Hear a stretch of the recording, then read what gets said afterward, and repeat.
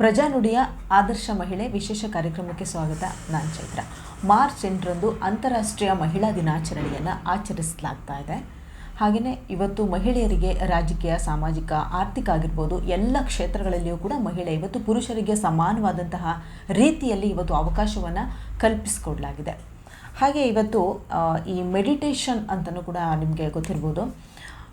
ದೇಹ ಮತ್ತು ಮನಸ್ಸನ್ನು ನಿಯಂತ್ರಣದಲ್ಲಿ ಇಟ್ಕೊಳ್ಳುವಂಥದ್ದು ಮೆಡಿಟೇಷನ್ ಅಂತ ನಾವು ಹೇಳ್ತೀವಿ. ಹಾಗೆ ಈ ಮೆಡಿಟೇಷನ್ನ ಪಿರಮಿಡ್ ಮಾಸ್ಟರ್ ಆದಂತಹ ಭಾರ್ಗವಿ ಅವರು ಇವತ್ತು ನಮ್ಮ ಜೊತೆ ಇದ್ದಾರೆ. ಮೇಡಮ್, ಕಾರ್ಯಕ್ರಮಕ್ಕೆ ಸ್ವಾಗತ. ನಮಸ್ತೆ ಮೇಡಮ್.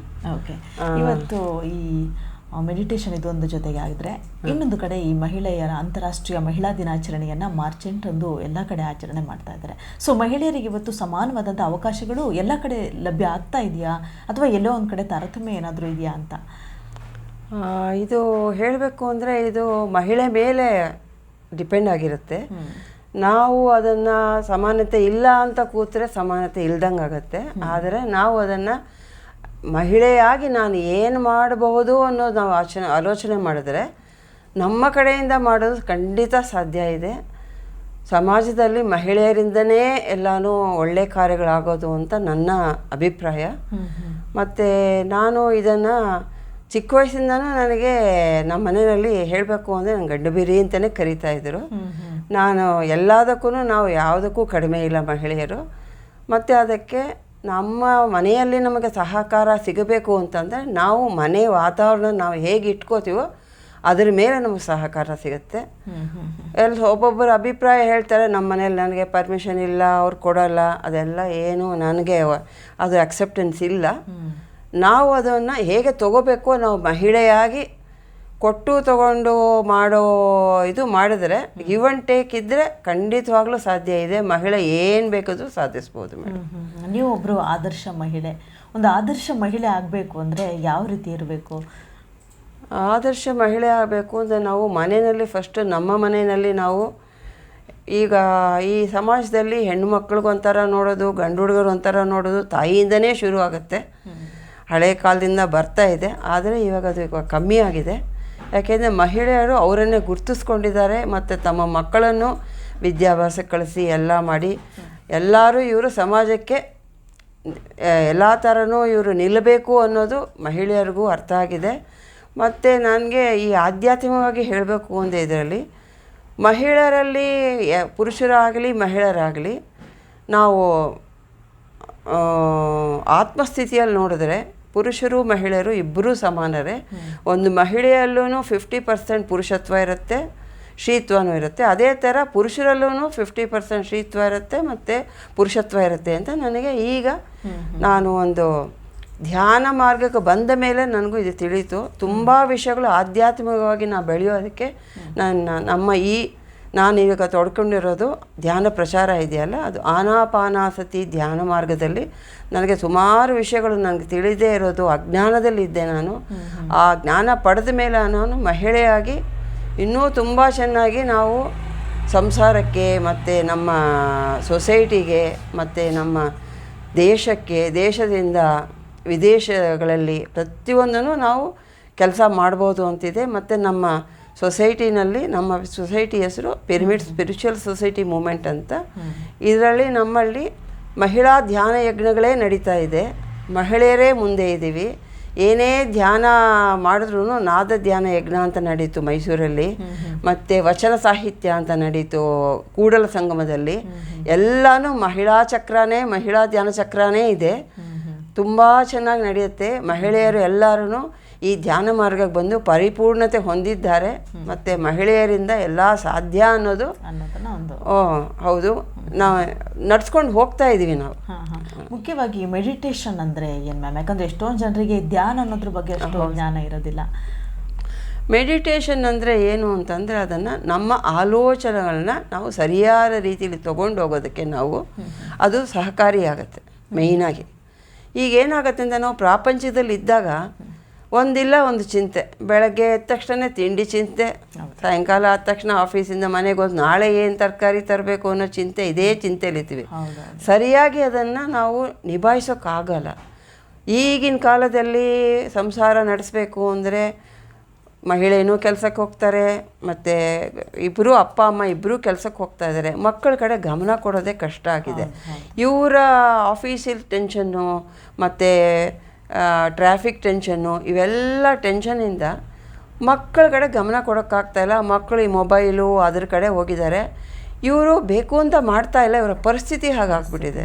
ಸೊ ಆ ಮನಸ್ಸನ್ನು ನಾವು ನಿಯಂತ್ರಣ ತಗೋಬೇಕು ಅಂದರೆ ಪ್ರತಿಯೊಬ್ಬರಿಗೂ 5 ವರ್ಷದಿಂದ ಹಿಡಿದು 90 ವರ್ಷದವರೆಗೂ ಆಲೋಚನೆಗಳು ಅನ್ನೋದು ಒಂದು ದಿನಕ್ಕೆ 60,000 ಆಲೋಚನೆಗಳು ಬರುತ್ತೆ ಅಂತ ಹೇಳ್ತಾರೆ. ನಮ್ಮ ಗುರುಗಳು ಇದನ್ನು ಏನಾದರೂ ಮಾಡಿ ಪ್ರಪಂಚಕ್ಕೆ ಒಳ್ಳೇದು ಮಾಡಬೇಕು ಅಂತ ಹೇಳ್ಬಿಟ್ಟು, ನಾನು ಈ ಟೈಮಲ್ಲಿ ನೀವು ಮೆಡಿಟೇಷನ್ ಬಗ್ಗೆ ಹೇಳಬೇಕು ಅಂದರೆ ನಾನು ಫಸ್ಟು ನಮ್ಮ ಸಂಸ್ಥೆಗೆ ಮತ್ತು ನಮ್ಮ ಗುರುಗಳ ಹೆಸರು ತೊಗೋಬೇಕಾಗತ್ತೆ ಮೇಡಮ್.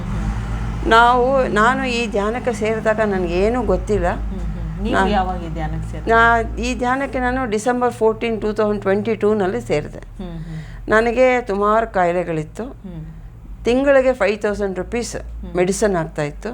ಅದರಿಂದ ಸೈಡ್ ಎಫೆಕ್ಟ್ಸು, ಅದರಿಂದ ಮನಸ್ಸಿಗೆ ಆಲೋಚನೆಗಳು, ಮನೆಯಲ್ಲಿ ನಾವು ಈ ಥರ ಆಗಿಬಿಟ್ಟಿದೆಯಲ್ಲ ಅಂತ. ನಾನು 40 ಇಯರ್ಸಿಂದ ಕೆಲಸ ಮಾಡ್ತಾಯಿದ್ದೆ. 40 ವರ್ಷ ಎಕ್ಸ್ಪೀರಿಯನ್ಸ್ ಇದೆ ಪ್ರೈವೇಟ್ ಇಂಡಸ್ಟ್ರೀಸಲ್ಲಿ. ನಾನು ಎಲ್ಲ ಫೀಲ್ಡಲ್ಲೂ ಕೆಲಸ ಮಾಡಿದ್ದೀನಿ, ಪ್ರತಿಯೊಂದು ಫೀಲ್ಡಲ್ಲೂ. ಆದರೆ ನನ್ನ ಕಮಿಟ್ಮೆಂಟ್ ಅಂತ ಒಂದು ಇಟ್ಕೊಂಡಿದ್ದೆ. ನಾನು ಬ್ಲಡ್ಡಲ್ಲಿ ಬಂದುಬಿಟ್ಟಿದೆ ಅದು. ಎಲ್ಲಿ ಕೆಲಸ ಮಾಡಿದ್ರೂ ಕಮಿಟ್ಮೆಂಟು. ಕೆಲಸ ಮುಗಿಯೋ ತನಕ ಮನೆಗೆ ಬರ್ತಾ ಇರಲಿಲ್ಲ. ಸೊ ಹಾಗಿರೋ ಪರಿಸ್ಥಿತಿನಲ್ಲಿ ಎಲ್ಲರಿಗೂ ನಾನು ಮಹಿಳೆಯಾಗಿ ಎಲ್ಲರಿಗೂ ಮಾರ್ಗದರ್ಶನ ಕೊಡೋದು. ನಮ್ಮ ಆಫೀಸುಗಳೇ ನನಗೆ ಮಮ್ಮಿ ಅಂತಲೇ ಕರೆಯೋರು. ಏನಾದರೂ ಅವ್ರಿಗೆ ಅಡ್ವೈಸ್ ಮಾಡಬೇಕು ಅಂದರೆ, ದುರಭ್ಯಾಸಗಳಿದ್ದರೆ ಇಲ್ಲ ಈ ಥರ ಮಾಡಬೇಡಿ ಎಲ್ಲನೂ ಹೇಳಿ ಕಳಿಸೋದು. ಆ ಥರ ಚಿಕ್ಕ ವಯಸ್ಸಿಂದ ಬಂದುಬಿಟ್ಟಿದೆ ಅದು. ನಮ್ಮದು ಕೂಡು ಕುಟುಂಬ, ಮನೆಯಲ್ಲೆಲ್ಲೂ ಸಂಸ್ಕಾರಗಳು ಬೆಳೆಸಿದ್ದಾರೆ. ಸೊ ದೇವಸ್ಥಾನ ಇದೆ ನಮ್ಮದೇ ಸ್ವಂತ. ಅದರಿಂದ ನಮಗೆ ಸ್ವಲ್ಪ ಎಲ್ಲ ಭಯ ಭಕ್ತಿ ಅದೆಲ್ಲ ಬಂದಿದೆ. ಆದರೆ ನನಗೆ ಚಿಕ್ಕ ವಯಸ್ಸಿಂದ ನನಗೆ ಒಬ್ಬೊಬ್ಬರು ಒಂದೊಂದು ಥರ ಪೂಜೆ ಮಾಡ್ತಾರೆ ಅನ್ನೋದು ಕ್ವಶನ್ ಮಾರ್ಕ್ ಇತ್ತು. ನಮ್ಮಲ್ಲೇ ನಾವು 8 ಜನ, 5 ಜನನೂ ಒಬ್ಬೊಬ್ಬರು ಒಂದೊಂದು ಇಟ್ಕೊಂಡು ಕೂತಿದ್ವಿ. ಪೂಜೆನೇ ಈ ಥರ ಇದೆಯಲ್ಲ ಏನು ಅಂತ ನಾವು ಹುಡುಕ್ತಾ ಇದ್ದೆ. ಅದೇನೋ ನಂಗೆ ಗೊತ್ತಿಲ್ಲ. ಚಿಕ್ಕ ವಯಸ್ಸಿಂದ ನನಗೆ ಏನು ಅಂತ ತಿಳ್ಕೊಬೇಕು ಅಂತ, ಯಾಕೆ ಹೀಗೆ ಒಬ್ಬೊಬ್ಬರು ಒಂದೊಂದು ಥರ ಮಾಡ್ತಾರಲ್ಲ ಏನು ಅಂತ. ನಾನು ವರ್ಕ್ ಈಸ್ ವರ್ಷಿಪ್ ಅಂತಲೇ ಇದ್ದೀನಿ. ನಾನು ಇಷ್ಟು ಧ್ಯಾನಕ್ಕೆ ಬರೋ ತನಕ ನಾನು ಹಂಗೆ ಇದ್ದಿದ್ದು. ವರ್ಕ್ ಈಸ್ ವರ್ಷಿಪ್, ಸೇವಾ ಕಾರ್ಯ. ಯಾರಿಗೂ ಹುಷಾರಿಲ್ಲ, ನಮ್ಮ ಮನೇಲಿ ಯಾರು ಹಾಸ್ಪಿಟ್ಲಲ್ಲಿದ್ರೂ ನಾನು ಹೋಗಿ ಸೇವೆ ಮಾಡೋದೆ. ಅದೇ ಪ್ರಾಪಂಚಿಕವಾಗಿ. ಈ ಥರ ಇರಬೇಕಾದ್ರೆ ನನಗೆ ನನ್ನ ಎಕ್ಸ್-ಕೊಲೀಗ್ ಒಬ್ಬರು ಲೀಲಾವತಿ ಮೇಡಮ್ ಅಂತಿದ್ದಾರೆ. ನನಗೆ ಈ ಧ್ಯಾನ ಪರಿಚಯ ಮಾಡಿಕೊಟ್ಟ ಪಿರಮಿಡ್ ಮಾಸ್ಟರ್ ಅವರು. ಅವರಿಗೆ ನಾನು ಶತಕೋಟಿ ನಮಸ್ಕಾರ ಸಮರ್ಪಿಸುತ್ತೇನೆ. ಅವರಿಂದ ಈ ಧ್ಯಾನಕ್ಕೆ ಬಂದೆ. ಸೊ ಈ ಧ್ಯಾನಕ್ಕೆ ಬರಬೇಕಾದ್ರೆ ಅವ್ರು ಹೇಳಿದ್ರು PMC ಕನ್ನಡ ಅಂತ ಒಂದು ಚಾನಲ್ ಇದೆ, ಆ ಚಾನಲಲ್ಲಿ ಹೋಗ್ಬಿಟ್ಟು ನೀವು ಮಾರ್ಗದರ್ಶನ ಧ್ಯಾನ ಅಂತ ಇದೆ, 26 ನಿಮಿಷ ಇದೆ, ಅದನ್ನು ನೀವು ಹಾಕ್ಕೊಂಡು 41 ದಿವಸ ಮಾಡಿ ಮೇಡಮ್, ನಿಮಗೆ ಗೊತ್ತಾಗುತ್ತೆ. ಅಷ್ಟೇ. ನಾನು ಫಸ್ಟ್ ದಿವಸ ಕೂತ್ಕೊಂಡೆ, ಧ್ಯಾನ ಕೂತ್ಕೊಂಡಾಗ ನಂಗೆ ಗೊತ್ತಿಲ್ಲ, ಪದ್ಮಾಸನ ಹಾಕ್ಕೊಂಡು ಕೂತ್ಕೊಂಡಾಗ ಅವರು ನನಗೆ ಗೊತ್ತಿಲ್ಲ ಅದೇನು ಅಂತ. ಮಾರ್ಗದರ್ಶನ ಧ್ಯಾನ ಅಂತ ಹೇಳ್ಕೊಂಡು ಹೋಗ್ತಾರೆ, ಕಣ್ಣು ಮುಚ್ಕೊಳ್ಳಿ, ಕ್ರಾಸ್ ಮಾಡಿ ಬೆರಳೊಳಗೆ ಬೆರಳು ಹಾಕ್ಕೊಳ್ಳಿ, ಈ ಥರ ಇನ್ಸ್ಟ್ರಕ್ಷನ್ಸ್ ಕೊಟ್ಟರು. ಕಣ್ಣು ಮುಚ್ಕೊಂಡು ನಾನು ಹೇಳೋ ತನಕ ಕಣ್ಣು ತೆಗಿಬಾರ್ದು ಅಂತ. ಯಾವಾಗ ನಿಮ್ಮ ಆಲೋಚನೆಗಳು ಬರ್ತಾ ಇರುತ್ತೆ, ಶ್ವಾಸದ ಮೇಲೆ ಗಮನ ಇರಬೇಕು. ಅದನ್ನು ಮಧ್ಯೆ ಮಧ್ಯೆ ಹೇಳ್ತಾ ಇರ್ತಾರೆ, ಶ್ವಾಸದ ಮೇಲೆ ಗಮನ, ಯಾಕೆಂದರೆ ನಾವು ಹುಟ್ಟುತ್ತಾನೆ ಶ್ವಾಸ ತೊಗೊಂಬಂದಿದ್ದೀವಿ. ಶ್ವಾಸ ಇದ್ದರೆ ನಾವು ಶಿವ, ಶ್ವಾಸ ಇಲ್ಲ ಅಂದರೆ ಶವ. ಸೊ ಶ್ವಾಸನೇ ನಮಗೆ ಗುರು ಅಂತ ನಮ್ಮ ಗುರುಗಳು ಹೇಳೋರು ಅದೇನೆ. ಮುಕ್ಕುಲೋನಿ ಗಾಲಿ ಮುಕ್ತಿಕಿ ದಾರಿ ಅಂತ ತೆಲುಗಲ್ಲಿ ಹೇಳ್ತಾರೆ. ಸೊ ನಮ್ಮ ಮೂಗೇ ಒಂದು ಪಿರಮಿಡ್ ಆಕಾರದಲ್ಲಿದೆ. ಸೊ ಆ ಪಿರಮಿಡ್ ಅನ್ನೋದು ಏನು ಅಂತಂದರೆ ಒಂದು ಟ್ರಯಾಂಗಲ್ ಶೇಪಲ್ಲಿದೆ. ಅದು ಗಿಜಾ ಪಿರಮಿಡ್ ಅಂತ ನೀವು ಕೇಳಿರ್ತೀರ. ಆ ಪಿರಮಿಡಲ್ಲಿ ವಿಶ್ವಶಕ್ತಿ ಇರುತ್ತೆ. ಅದು ಒಂದು 51 ಡಿಗ್ರಿ ಈ ಆ್ಯಂಗಲಲ್ಲಿ ಇರುತ್ತೆ. ಇದನ್ನು ಆದಾಗ ಅಲ್ಲಿ ವಿಶ್ವಮಯ ಪ್ರಾಣಶಕ್ತಿ ಅದರಲ್ಲಿ 3 ಪಟ್ಟಾಗತ್ತೆ. ಅದನ್ನು ಉಪಯೋಗಿಸ್ಕೊಂಡು ನಾವು ಧ್ಯಾನ ಮಾಡಿದ್ರೆ. ಅದಕ್ಕೆ ನಮ್ಮ ಸಂಸ್ಥೆ ಹೆಸರು ಪಿರಮಿಡ್ ಸ್ಪಿರಿಚುವಲ್ ಸೊಸೈಟಿ ಮೂಮೆಂಟ್ ಅಂತ, PSSM ಅಂತ. ಇದರ ಸಂಸ್ಥಾಪಕರು ಅವರು ಬಂದು ಪಿತಾಮಹ ಬ್ರಹ್ಮರ್ಷಿ ಡಾಕ್ಟರ್ ಸುಭಾಷ್ ಪತ್ರಿಜಿಯವರು ಅಂತ. ಇವರು ಈ ಧ್ಯಾನ ಸಾಧನೆಗೆ ಇವರು ಗೌತಮ ಬುದ್ಧರು 2500 ವರ್ಷದ ಹಿಂದೆಯೇ ಈ ಧ್ಯಾನ ಮಾರ್ಗವನ್ನು ಕಂಡುಹಿಡಿದು ಅವರು ಇದರಿಂದ ಅವರು ಬುದ್ಧತ್ವಕ್ಕೆ ಹೋದರು. ಅದಕ್ಕೆ ಗೌತಮ ಬುದ್ಧ ಅಂತ ಹೆಸರು. ಅವರಿಗೆ ಮುಂಚೆ ಇದ್ದಿದ್ದು ಗೌತಮ ಅಂತ. ಸೊ ಸಿದ್ಧಾರ್ಥ ಅಂತ ಹೆಸರಿತ್ತು. ಇವರು ಈ ಧ್ಯಾನವನ್ನು ಒಂದು ದಿವಸ ಎಲ್ಲ ಕೂತ್ಕೊಂಡು ಅವ್ರಿಗೆ ಉಸಿರಾಟದ ಮೇಲೆ ಗಮನ ಇಟ್ಕೊಂಡು ಅವರು ಹಿಂದಿನ ಜನ್ಮಗಳನ್ನೆಲ್ಲ ನೋಡಿಕೊಂಡು ಒಂದು ರಾತ್ರಿಯಲ್ಲಿ. ಸೊ ಆವಾಗ ಅವ್ರಿಗೆ ಗೊತ್ತಾಯಿತು ಶ್ವಾಸದ ಮೇಲೆ ಗಮನ ಇಟ್ಟರೆ ನಾವು ಎಲ್ಲ ಲೋಕಗಳಿಗೂ ಪ್ರಯಾಣ ಮಾಡ್ಬೋದು ಅಂತ ಅವರು ಕಂಡಿಡಿದು ಕಂಡಿಡಿದ್ದನ್ನು ಅವರು ಪಾಳಿ ಭಾಷೆಯಲ್ಲಿ ಆನಾಪಾನಾಸತಿ ಧ್ಯಾನ ಅಂತ ಹೇಳಿದ್ದಾರೆ. ಆನ ಅಂದರೆ ಉಶ್ವಾಸ, ಅಪಾನ ಅಂದರೆ ನಿಶ್ವಾಸ. ಸೊ ಇದೆರಡು ಜೊತೆ ಕೂಡ್ಕೊಂಡಿರೋದೇ ಆನಾಪಾನಾಸತಿ ಧ್ಯಾನ. ಸೊ ಶ್ವಾಸದ ಮೇಲೆ ಗಮನ ಅಂತ ನಾವು ಹೇಳೋದು. ಉಶ್ವಾಸ ನಿಶ್ವಾಸಗಳನ್ನ ಕೂಡ್ಕೊಂಡಿದ್ದು ನಾವು ಮಾಡಿದರೆ ನಮ್ಮ ಮನಸ್ಸಿನಲ್ಲಿ ಮೈಂಡಲ್ಲಿರೋ ಎಲ್ಲ ಆಲೋಚನೆಗಳು ಎಷ್ಟೋ ವರ್ಷದಿಂದ ತುಂಬ್ಕೊಂಡಿರ್ತೀವಲ್ಲ, ಯಾರೋ ಏನೋ ಅಂದರು ಅಂತ ಒಂದು ಮನಸ್ಸು, ಏನೋ ಕೆಲಸ ಆಗಿಲ್ಲ ಅಂತ ಒಂದು ದುಃಖ, ಭಯ, ಇವೆಲ್ಲನೂ ಮನಸ್ಸೊಳಗೆ ಸೇರಿಕೊಂಡಿದೆ. ಮತ್ತು ಹಿಂದಿನ ಜನ್ಮದ ನಮ್ಮ ಸಂಸ್ಕಾರದಿಂದನೂ ನಮ್ಮ ಮನಸ್ಸಲ್ಲಿ ಇರುತ್ತೆ. ಆಮೇಲೆ ಇದರಿಂದ ನಮಗೆ ಆ ಚಿಂತೆ ಮಾಡಿ ಮಾಡಿ ಮಾಡಿ ನಮ್ಮ ಶರೀರದಲ್ಲೂ ನಮಗೆ ಬ್ಲಾಕೇಜಸ್ ಶುರುವಾಗಿರುತ್ತೆ. ಇದರಲ್ಲಿ ಏನಾದ್ರು ಟೈಪ್ಸ್ ಏನಾದರೂ ಇದೆಯಾ? ಇದರಲ್ಲಿ ನಾವು ಸಿಂಪಲಾಗಿ ಹೇಳಬೇಕು ಅಂದರೆ ಇದನ್ನು ಒಂದೇ ಒಂದು ಧ್ಯಾನ ಅಂತ ಹೇಳಿದ್ರು ಉಸಿರಾಟನೇ ಗಮನ ಇಟ್ಕೊಂಡ್ರೆ ಸಾಕು, ನಾವು ನಾಡಿ ಮಂಡಲ ಶುದ್ಧಿ ಆಗುತ್ತೆ. ಇದಕ್ಕೆ ಪದ್ಧತಿಗಳು ಅಂತಂದರೆ ಒಂದು ಮನುಷ್ಯನಿಗೆ ಎಷ್ಟು ವಯಸ್ಸಿರುತ್ತೋ ಅಷ್ಟೊತ್ತು ಧ್ಯಾನ ಮಾಡಬೇಕು, ಅಷ್ಟು ನಿಮಿಷ ಧ್ಯಾನ ಮಾಡಬೇಕು ಅಂತ. ಇನ್ ಕೇಸ್ ಕಾಯಿಲೆಗಳು ಜಾಸ್ತಿ ಇತ್ತು ಅಂದರೆ ಜಾಸ್ತಿ ಅವರ್ಸ್ ಧ್ಯಾನ ಮಾಡಬೇಕು ಅಂತ. ಯಾಕೆಂದರೆ ನಾಡಿ ಮಂಡಲದಲ್ಲಿ ತುಂಬ ಬ್ಲಾಕೇಜಸ್ ಇದ್ದಾಗಲೇ ನಮಗೆ ಕಾಯಿಲೆಗಳು ಬರೋದು. ಇದಕ್ಕೆ ಏನು ಹೇಳ್ತಾರೆ ಅಂದರೆ, ನನಗೆ ನನ್ನ ಅನುಭವಕ್ಕೆ ಬಂದಿರೋದು, ನನಗೆ ಕಾಯಿಲೆಗಳು ತುಂಬ ಇತ್ತು. ಬ್ಲಡ್ ಪ್ರೆಷರು 15 ವರ್ಷದಿಂದ ಇತ್ತು ಧ್ಯಾನಕ್ಕೆ ಬಂದಾಗ. ಆಮೇಲೆ ಪಾರ್ಷಿಯಲ್ ಸ್ಪಾಂಡಿಲೈಸಿಸ್ ಇತ್ತು, ಅದರಿಂದ ವರ್ಟಿಗೋ ಇತ್ತು. ಆಮೇಲೆ ಆರ್ಥ್ರೈಟಿಸ್ ಇತ್ತು, ಅಸಿಡಿಟಿ ಇತ್ತು, ಆಮೇಲೆ ಅಲರ್ಜಿ ಇತ್ತು, ಡಸ್ಟ್ ಅಲರ್ಜಿ ಅಂತ. ಇದಕ್ಕೆ ಡಾಕ್ಟ್ರ್ ಹತ್ರ ಹೋಗೋದು, ಮೆಡಿಸಿನ್ ತೊಗೊಳೋದು, ಬರೋದು. ಸ್ಟ್ರೆಸ್ಸು ನೀನು ಆಫೀಸಲ್ಲಿ ಕೆಲಸ ಮಾಡ್ತೀಯಲ್ಲ ತಗೋ ಹೇಳೋರು. ಪಾಪ ನಮ್ಮ ಫ್ಯಾಮಿಲಿ ಡಾಕ್ಟರ್ 40 ವರ್ಷದಿಂದ ಒಂದೇ ಫ್ಯಾಮಿಲಿ ಡಾಕ್ಟ್ರು ನಟರಾಜ್ ಅಂತ, ಅವ್ರಿಗೆ ತುಂಬ ನಾನು ಧನ್ಯವಾದಗಳು ಸಮರ್ಪಿಸ್ತೀನಿ. ಮತ್ತು ಇಲ್ಲಿ ನಾನು ಪ್ರಪ್ರಥಮವಾಗಿ ಈ ಧ್ಯಾನಕ್ಕೆ ಬಂದಿದ್ದೀನಲ್ಲ, ನಮ್ಮ ಗುರುಗಳಿಗೆ ಮತ್ತು ನಾನು ಈ ಧ್ಯಾನ ಮಾರ್ಗಕ್ಕೆ ಬರೋದು, ಇದಕ್ಕೆ ಅವ್ರಿಗೆ ನಾವು ಫಸ್ಟು ಕೃತಜ್ಞತೆ ಸಲ್ಲಿಸಬೇಕು, ಅದನ್ನು ಸಲ್ಲಿಸ್ಬಿಡ್ತೀನಿ. ಪ್ರಪ್ರಥಮವಾಗಿ ನಾನು ಈ ಧ್ಯಾನಕ್ಕೆ ಬರೋಕ್ಕೆ ಕಾರಣರಾದಂಥ ಪಿರಮಿಡ್ ಮಾಸ್ಟರ್ ಲೀಲಾವತಿ ಮಾಸ್ಟರ್ಗೆ ವಂದನೆಗಳು ಸಮರ್ಪಿಸ್ತೀನಿ ಮತ್ತು ಧನ್ಯವಾದಗಳನ್ನು ಸಮರ್ಪಿಸ್ತೀನಿ. ಅವರ ಮೂಲಕ ಈ ಧ್ಯಾನಕ್ಕೆ ನಾನು ಡಿಸೆಂಬರ್ 40, 2022ನಲ್ಲಿ ಬಂದು ಅವರು ಮಾರ್ಗದರ್ಶನ ಧ್ಯಾನ ಅಂತ ಮಾಡು ಅಂದರು. ಆವಾಗ ನನಗೆ ಗೊತ್ತಾಯಿತು ಈ ಧ್ಯಾನವನ್ನು ನಮಗೆ ಕೊಟ್ಟ ಗುರುಗಳು ಸುಭಾಷ್ ಪತ್ರಿಜಿಯವರು. ಅವರಿಗೆ ನಾನು ಶತಕೋಟಿ ನಮಸ್ಕಾರ ಸಮರ್ಪಿಸುತ್ತೇನೆ. ಮತ್ತು ಗುರುಮಾತೆಯಾದ ಸ್ವರ್ಣಮಾಲಾ ಅಮ್ಮನವರಿಗೂ ಮತ್ತು ಎಲ್ಲ ಆಸ್ಟ್ರಲ್ ಮಾಸ್ಟರ್ಸ್ಗೂ ಮತ್ತು ಎಲ್ಲ ಪಿರಮಿಡ್ ಮಾಸ್ಟರ್ಗೂ, ಪ್ರಪಂಚದಲ್ಲಿರುವಂಥ ಎಲ್ಲ ಪಿರಮಿಡ್ ಮಾಸ್ಟರ್ಗೂ ನಾನು ಧನ್ಯವಾದವನ್ನು ಸಮರ್ಪಿಸುತ್ತೇನೆ. ಮತ್ತು ಈ ನಮ್ಮ ಝೂಮ್ ಸೆಷನ್ಸ್ಗೆ ಮತ್ತು ಯೂಟ್ಯೂಬ್ ಚಾನೆಲ್ಸ್ಗೆ ಎಲ್ಲೆಲ್ಲಿ ಆತ್ಮಜ್ಞಾನದಲ್ಲಿ ತೊಡಗಿದಾರೋ ಎಲ್ಲ ಆತ್ಮಬಂಧುಗಳಿಗೂ ನನ್ನ ಆತ್ಮಪೂರ್ವಕ ವಂದನೆಗಳನ್ನು ಸಮರ್ಪಿಸ್ತೀನಿ ಮೇಡಮ್. ಸೊ ಅವರು ಹೇಳಿದ್ರು 41 ದಿವಸ ನೀವು ಇದು ಮಾಡಿ ಅಂತ. ಆಮೇಲೆ ನಾನು ಕೇಳಿದೆ, ಇದಕ್ಕೆ ನಾನು ಮಾಡ್ತಾಯಿದ್ದೀನಿ, ಆದರೆ ನನಗೆ ಇನ್ನೂ ಇದ್ರ ಬಗ್ಗೆ ಸಬ್ಜೆಕ್ಟ್ ಬೇಕು ನನಗೆ ಅಂತ. ನನಗೆ ಕ್ಯೂರಿಯಾಸಿಟಿ. ಬರೀ ಶ್ವಾಸದ ಮೇಲೆ ಗಮನ ಇಟ್ಟರೆ ಹೇಗೆ ವಾಸಿ ಆಗುತ್ತೆ? ನಮ್ಮ ಮನೇಲೂ ಕೇಳೋರು, ಇದೇನು ಧ್ಯಾನ ಅಂತ ಕೂತ್ಕೋತೀಯಲ್ಲ ನೀನು ಈ ಥರ ಅಂತ. ಮುಂಚೆನೇ ನಿನ್ನ ಕಾಲಲ್ಲಿ ಪ್ರಾಬ್ಲಮ್ ಇದೆ, ಈ ಥರ ಇದೆ, ತುಂಬ ಹೊತ್ತು ಕೂತ್ಕೋಬಾರ್ದು ಅಂತ ಹೇಳಿದ್ದಾರೆ ಡಾಕ್ಟ್ರು ಆ ಥರ ಅಂತ. ಆವಾಗ ನಾನು ಅವ್ರನ್ನ ಕೇಳಿದ್ದಕ್ಕೆ, ಕ್ಲಾಸಸ್ ನಡೆಯುತ್ತೆ ಮೇಡಮ್, ಝೂಮ್ ಕ್ಲಾಸಸ್ಸು, ನೀವು ಜಾಯಿನ್ ಆಗಿ ಅಂದರು. ಸೊ ನಾನು ಡಿಸೆಂಬರ್ 16 ಜಾಯಿನ್ ಆದೆ ಝೂಮ್ ಕ್ಲಾಸ್ಗೆ. ಅದರಲ್ಲಿ ಮೈತ್ರೇಯ ಧ್ಯಾನ ಅಂತ ಝೂಮ್ ಕ್ಲಾಸ್ ಅದು ಆ ಸೆಷನಲ್ಲಿ ಜಾಯಿನ್ ಆದೆ. ಫಸ್ಟ್ ಸೆಷನಲ್ಲೇ ಅವರು ಗುರುಗಳು ಡಾಕ್ಟರ್ ಅಭಿನವ ಗುರೂಜಿಗಳು ಅಂತ, ಅವರು ಒಂದು ಸ್ವಾಧ್ಯಾಯ ಅಂತ ಮಾಡ್ತೀವಿ ನಾವು. ಈ ಧ್ಯಾನದ ಜೊತೆಗೆ 3 ಪಾರ್ಟ್ ಇದೆ. ಒಂದು ಧ್ಯಾನ, ಇನ್ನೊಂದು ಸ್ವಾಧ್ಯಾಯ ಅಂದರೆ ಆಧ್ಯಾತ್ಮಿಕ ಪುಸ್ತಕಗಳ ಬಗ್ಗೆ ತಿಳ್ಕೊಳ್ಳೋದು, ಅವ್ರ ಗುರುಗಳ ಬಗ್ಗೆ ತಿಳ್ಕೊಳ್ಳೋದು. ಫಾರ್ ಎಕ್ಸಾಂಪಲ್, ಇವಾಗ ಗಾಂಧೀಜಿಯವರು, ವಿವೇಕಾನಂದರು, ರಾಮಕೃಷ್ಣ ಪರಮಹಂಸರು, ಅವರ ಜೀವನ ವಿಧಾನ ಶೈಲಿನಿ ಹೆಂಗೆ ಅವರು ಮುಂದೆ ತೊಗೊಂಬಂದರು, ನಮಗೆ ಅವರು ಮಾರ್ಗದರ್ಶಕರು ಅಂತ. ಸೊ ಎಲ್ಲ ಗುರುಗಳನ್ನೂ ನಾವು ಅದನ್ನು ಅಲ್ಲಿ ಸ್ವಾಧ್ಯಾಯ ಮಾಡ್ತಾಯಿದ್ರು. ಯಾಕೆಂದ್ರೆ ನಮಗೆ ಪುಸ್ತಕ ಪಠಣ ಮಾಡೋದಕ್ಕೆ ಕೆಲಸ ಮಾಡೋರಿಗೆಲ್ಲ ಟೈಮ್ ಆಗಲ್ವಲ್ಲ. ಹಾಗಾಗಿ 5 ರಿಂದ 7 ಇರೋದು ಬೆಳಗ್ಗೆ, 5 ರಿಂದ 6 1 ಅವರ್ ಧ್ಯಾನ, ಆಮೇಲೆ 15 ನಿಮಿಷ ಸ್ವಾಧ್ಯಾಯ, 45 ನಿಮಿಷ ಅದರಲ್ಲಿ ಅರ್ಧ ಗಂಟೆ ಇರೋದು ಸಜ್ಜನ ಸಾಂಗತ್ಯ ಅಂತ. ಅದಾದಮೇಲೆ ಅನುಭವ ಹಂಚಿಕೆ ಅಂತ ಇತ್ತು. ನಾನು ಜಾಯಿನ್ ಆದ ಟೈಮಲ್ಲಿ ತುಳಸಿ ದಳ ಅಂತ ಒಂದು ಸ್ವಾಧ್ಯಾಯ ನಡೀತಾ ಇತ್ತು. ಆ ತುಳಸಿ ದಳ ಸ್ವಾಧ್ಯಾಯದಲ್ಲಿ ಈ ಭಕ್ತಿ ಮಾರ್ಗದಲ್ಲಿ ಇದು ಹೇಗೆ ಏನು ಇಷ್ಟು ಒಂದೊಂದು ತರಾವಾರಿ ಪೂಜೆಗಳಿದೆಯಲ್ಲ ಏನು ಅಂತ. ಆವಾಗ ಅವರು ಧ್ಯಾನದ ಬಗ್ಗೆ ಹೇಳಿದರು. ಧ್ಯಾನ ಮಾಡೋದೇನು ಅಂದರೆ ಮಂತ್ರಪಠನ ಇಲ್ಲ, ಮತ್ತು ಏನು ಜಪ ಇಲ್ಲ, ಏನೂ ಇಲ್ಲ, ಬರೀ ಮೌನವಾಗಿ ನಾವು ಕೂತ್ಕೊಳ್ಳೋದು. ಕೈ ಕಟ್ಟಾಕೋದು, ಕಾಲು ಕಟ್ಟಾಕೋದು, ಕಣ್ಣುಗಳು ಕಟ್ಟ ಹಾಕೋದು, ಈ ಮೂರೂ ಇದ್ದರೆ ಪ್ರಾಪಂಚ ಇದೆಲ್ಲನೂ ನಮಗೆ ಇದು ಹೊರಗಿನ ಪ್ರಾಪಂಚಿಕ ದೃಷ್ಟಿ ನೋಡ್ಕೊಳ್ಳೋದಕ್ಕೆ ಅಲ್ವಾ. ಸೊ ಚರ್ಮಶಕ್ತಿಯಿಂದ ನಾವು ನೋಡ್ತೀವಿ ಹೊರಗಡೆ ಪ್ರಪಂಚನ, ಅದನ್ನೇ ಕಟ್ಟಾಕ್ಬಿಟ್ರೆ.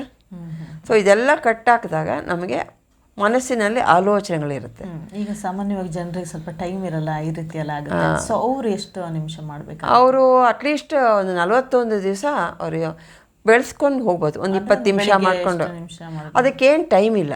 Any time anywhere you can do, anywhere, ಎಲ್ಲಿ ಬೇಕಿದ್ರೂ ಮಾಡ್ಬೋದು. ಇದಕ್ಕೆ ಸ್ನಾನನೇ ಆಗಬೇಕು ಅಂತಿಲ್ಲ, ಏನೂ ಇಲ್ಲ. ಮನಸ್ಸನ್ನು ಶುದ್ಧಿ ಮಾಡ್ಕೊಳ್ಳೋದು. ಸ್ಥಿರ ಸುಖ ಆಸನ ಅಂತಾರೆ. ಸ್ಥಿರ ಅಂದರೆ ಮನಸ್ಸನ್ನೇ ಸ್ಥಿರ ಮಾಡ್ಕೊಂಡು ಕೂತ್ಕೋಬೇಕು. ಮನಸ್ಸೇ ಸ್ಥಿರ ಆಗಬೇಕಾಗಿರೋ. ಸುಖ ಅಂದರೆ ನೀವು ಬಾಡಿ ಕಡೆ ನೀವು ಪ್ರೋಗ್ರೆಸ್ ಕೊಟ್ಟರೆ ಬಾಡಿನ ಏನಾಗುತ್ತೆ, ಕೈ ಇಲ್ಲಿ ನೋವು ಅಲ್ಲಿ ನೋವು ಅಂದ್ಕೊಂಡು ಕೂತ್ಕೋತೀವಿ. ಅದಕ್ಕೆ ಅದ್ರ ಕಡೆ ಗಮನ ಕೊಡಬೇಕಂತಾನೆ ಆರಾಮಾಗಿ ಕೂತ್ಕೊಳ್ಳಿ ಅಂತ ಹೇಳ್ತಾರೆ. ಬರ್ಕೊಂಡು ಕೂತ್ಕೋಬೋದು, ಯಾವಲ್ಲೂ ಕೂತ್ಕೋಬೋದು, ಮಂಚದ ಮೇಲೆ ಕೂತ್ಕೊಂಡು ಕಾಲು ಚಾಚ್ಕೊಂಡು ಕೂತ್ಕೋಬೋದು, ಎಲ್ಲಿ ಬೇಕಾದರೂ ಮಾಡ್ಬೋದು. ಏಕಾಗ್ರತೆ ಬೇಕು ಅಂದರೆ ಉಚ್ಛ್ವಾಸದ ಮೇಲೆ, ಅದೇ ಶ್ವಾಸದ ಮೇಲೆ ಮಾಡಿದ್ರು ಸಾಕಾಗುತ್ತೆ ಅಂತ ಹೇಳ್ತಾರೆ. ಮಾಡ್ಬೋದು. ಆದರೆ ನಿಮಗೆ ವಿಶ್ವಶಕ್ತಿ ಹರಿಬೇಕು ಅಂದರೆ ನೀವು 1 hour ಮಾಡಿದ್ರೆ ಧ್ಯಾನ, ಒಂದು ಆಲೋಚನೆಯಿಂದ ಇನ್ನೊಂದು ಆಲೋಚನೆಗೆ ಮಧ್ಯದಲ್ಲಿ ಗ್ಯಾಪ್ ಇರುತ್ತಲ್ಲ, ಆ ಟೈಮಲ್ಲಿ ವಿಶ್ವಶಕ್ತಿ ಪ್ರಾಣಶಕ್ತಿ ಹರಿಯುತ್ತೆ, ಕಾಸ್ಮಿಕ್ ಎನರ್ಜಿ. ನೀವು ದಿನೇ ದಿನ ಇವತ್ತು ಒಂದು ನಿಮಗೆ 20 ಆಲೋಚನೆ ಬರ್ಬೋದು 1 hour ಕೂತಾಗ, ನಾಳೆಗೆ 18 ಆಗುತ್ತೆ, ಇನ್ನೂ ಸ್ವಲ್ಪ ಹೋದರೆ 10 ಧ್ಯಾನ ಇದಾಗುತ್ತೆ. ಆವಾಗ ಬೆಳೀತಾ ಹೋಗುತ್ತೆ ನಿಮ್ಮ ಪ್ರಾಣಶಕ್ತಿ. ಅದರಿಂದ ನಿಮಗೆ ಎನರ್ಜಿ ಬರುತ್ತೆ. ಅದರಿಂದ ನೀವು ಆಹಾರ ಸೇವನೆ ಕಡಿಮೆ ಆಗುತ್ತೆ, ನಿದ್ದೆ ಕಡಿಮೆ ಆಗುತ್ತೆ. ಇದು 1 hour ಧ್ಯಾನ ಮಾಡಿದ್ರೆ 3 hour ನಿದ್ದೆಗೆ ಸಮ ಅಂತ. ಅದೇ ನೀವು ಮಾಡೋ ಧ್ಯಾನ ಯಾವ ರೀತಿ ಇರಬೇಕು, ಆಲೋಚನೆ ಇಟ್ಕೊಂಡು ಮಾಡಿದ್ರೆ ಏನೂ ಪ್ರಯೋಜನ ಇಲ್ಲ. ಆ ಸ್ಥಿತಿಗೆ ಹೋಗಬೇಕು ಅಂದ್ರೆ 41 ದಿವಸ ಹೋಗಬೇಕು. ಯಾಕೆಂದ್ರೆ ಕೆಲವರು ಒಂದಿನ ಅರ್ಧ ಗಂಟೆ ಮಾಡ್ತಾರೆ, ಇನ್ನೊಂದು ದಿನ ಅವ್ರಿಗೆ ಟೈಮ್ ಆಗಲ್ಲ, 1/4 ಗಂಟೆ ಇಲ್ಲ.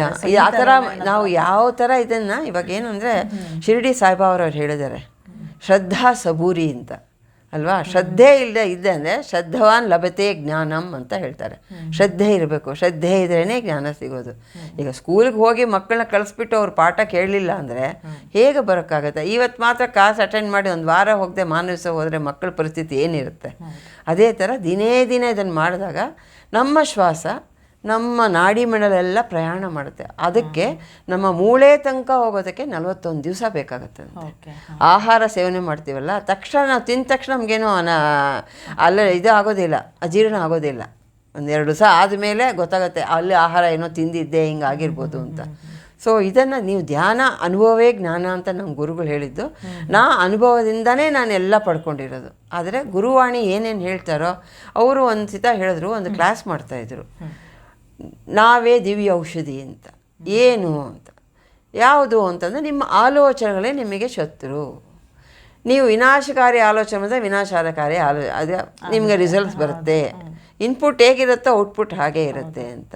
ನೀವು ಪಾಸಿಟಿವ್ ಥಿಂಕಿಂಗ್ ಮಾಡಿದ್ರೆ ಪಾಸಿಟಿವ್ ಥಿಂಕಿಂಗ್ ಆಗುತ್ತೆ, ನೆಗೆಟಿವ್ ಥಿಂಕಿಂಗ್ ಮಾಡಿದ್ರೆ ನೆಗೆಟಿವ್ ಆಗುತ್ತೆ, ಮಿರಾಕಲ್ ಥಿಂಕಿಂಗ್ ಮಾಡಿದ್ರೆ ಮಿರಾಕಲಾಗಿ ಆಗುತ್ತೆ. ಸೊ ನಿಮ್ಮ ಥಿಂಕಿಂಗನ್ನು ನೀವು ಬದಲಾಯಿಸ್ಕೊಳ್ಳಿ. ಏನೋ ಒಂದು ವಿಚಾರ ಇಟ್ಕೊಂಡು, ಅದು ಮೇಡಮ್ ಒಂದು ಎಕ್ಸಾಂಪಲ್ ಕೊಟ್ಟರು, 1 ವಾರದ ಹಿಂದೆ ನೀವು ಮಾಡಿರೋ ಇದು ತಿಂಡಿ ಏನು ಅನ್ನೋ ನಿಮ್ಗೆ ಜ್ಞಾಪಕ ಇದೆಯಾ? ಮೆಸೇಜ್ ಹಾಕಿ ಇದರಲ್ಲಿ ಅಂತಂದು ಝೂಮ್ ಸೆಷನಲ್ಲಿ. ಯಾರಿಗೂ ಜ್ಞಾಪಕ ಇಲ್ಲ. ದಿನ ಬೆಳಗಾದ್ರೆ ಮಾಡೋದೇ ಅದು. 6 ತಿಂಗಳಿಂದ ಯಾರೋ ಏನೋ ಹೇಳಿದ್ದೆ ನೀವು ಜ್ಞಾಪಕ ಇಟ್ಕೊಂಡು ಯಾಕೆ ಕೊರಗ್ತೀರಾ? ಸೊ ನೀವು ಯಾರೇನು ಹೇಳಿದ್ರು ಶರೀರಕ್ಕೆ ಅಂದ್ಕೊಂಡು ಮರ್ತು ಬಿಡಿ. ಮತ್ತು ನಾವು ಬಂದಿರೋದು ಶರೀರಕ್ಕೋಸ್ಕರ ಅಲ್ಲ, ನಮ್ಮೊಳಗಡೆ ಒಂದು ಆತ್ಮ ಅನ್ನೋದಿದೆ. ಸೊ ಯಾವಾಗ ನಾವು ಶರೀರದ ಬಗ್ಗೆನೇ ಯೋಚನೆ ಮಾಡ್ತಾಯಿದ್ದೆ ನಮಗದು ಅದ್ರ ಬಗ್ಗೆನೇ ಇರ್ತೀವಿ, ಪ್ರಾಪಂಚಿಕದಲ್ಲೇ ಇರ್ತೀವಿ. ಆತ್ಮದ ಒಳಗಡೆ ಹೋಗಬೇಕು ಅಂದರೆ ನಿಮಗೆ ಧ್ಯಾನ ಮಾಡಿದ್ರೆ ನಮ್ಮ ಮನಸ್ಸಿನಲ್ಲಿ ಏನೇನು ನಾವು ಅವ್ರು ಹಿಂಗಂದ್ರು ಇವ್ರು ಸರಿ ಇಲ್ಲ ಅವ್ರು ಸರಿ ಇಲ್ಲ ಅನ್ಕೋತೀವಲ್ಲ, ಅದೆಲ್ಲನೂ ನೀವು ಅಂದ್ಕೊಂಡಿರೋದು ದೃಷ್ಟಿ ಹೇಗಿದೆಯೋ ಸೃಷ್ಟಿ ಹಾಗಾಗತ್ತೆ ಅಂತ. ಆಗ ಹೇಳಿದಾಗ ನನಗೆ ಒಂದು ಅಂಶ ಇದ್ರ ಗೊತ್ತಾಯಿತು. ನಾವು ಬರಬೇಕಾದ್ರೆ ನಮ್ಮ ತಂದೆ ತಾಯಿ ನಾವೇ ಆರಿಸ್ಕೊಂಬರ್ತೀವಿ, ನಮ್ಮ ಮಕ್ಕಳು ನಮ್ಮನ್ನೇ ಆರಿಸ್ಕೊಂಬರ್ತಾರೆ. ಸೊ ನಾವೇ ಆರಿಸ್ಕೊಂಡು ಬಂದಮೇಲೆ ತಂದೆ ತಾಯಿನ ನಮ್ಮ ಅಪ್ಪ ಓದಿಸ್ಲಿಲ್ಲ, ನಮ್ಮ ಅಮ್ಮ ಮಾಡಲಿಲ್ಲ, ನಿನ್ನ ಸೋಲು ಇದು ಹೇಗಿರುತ್ತೋ ಅದರ ಮೇಲೆ ಹೋಗುತ್ತೆ. ನಾವು ಈ ವಾತಾವರಣದಿಂದ ಸ್ವಲ್ಪ ಆಗುತ್ತೆ.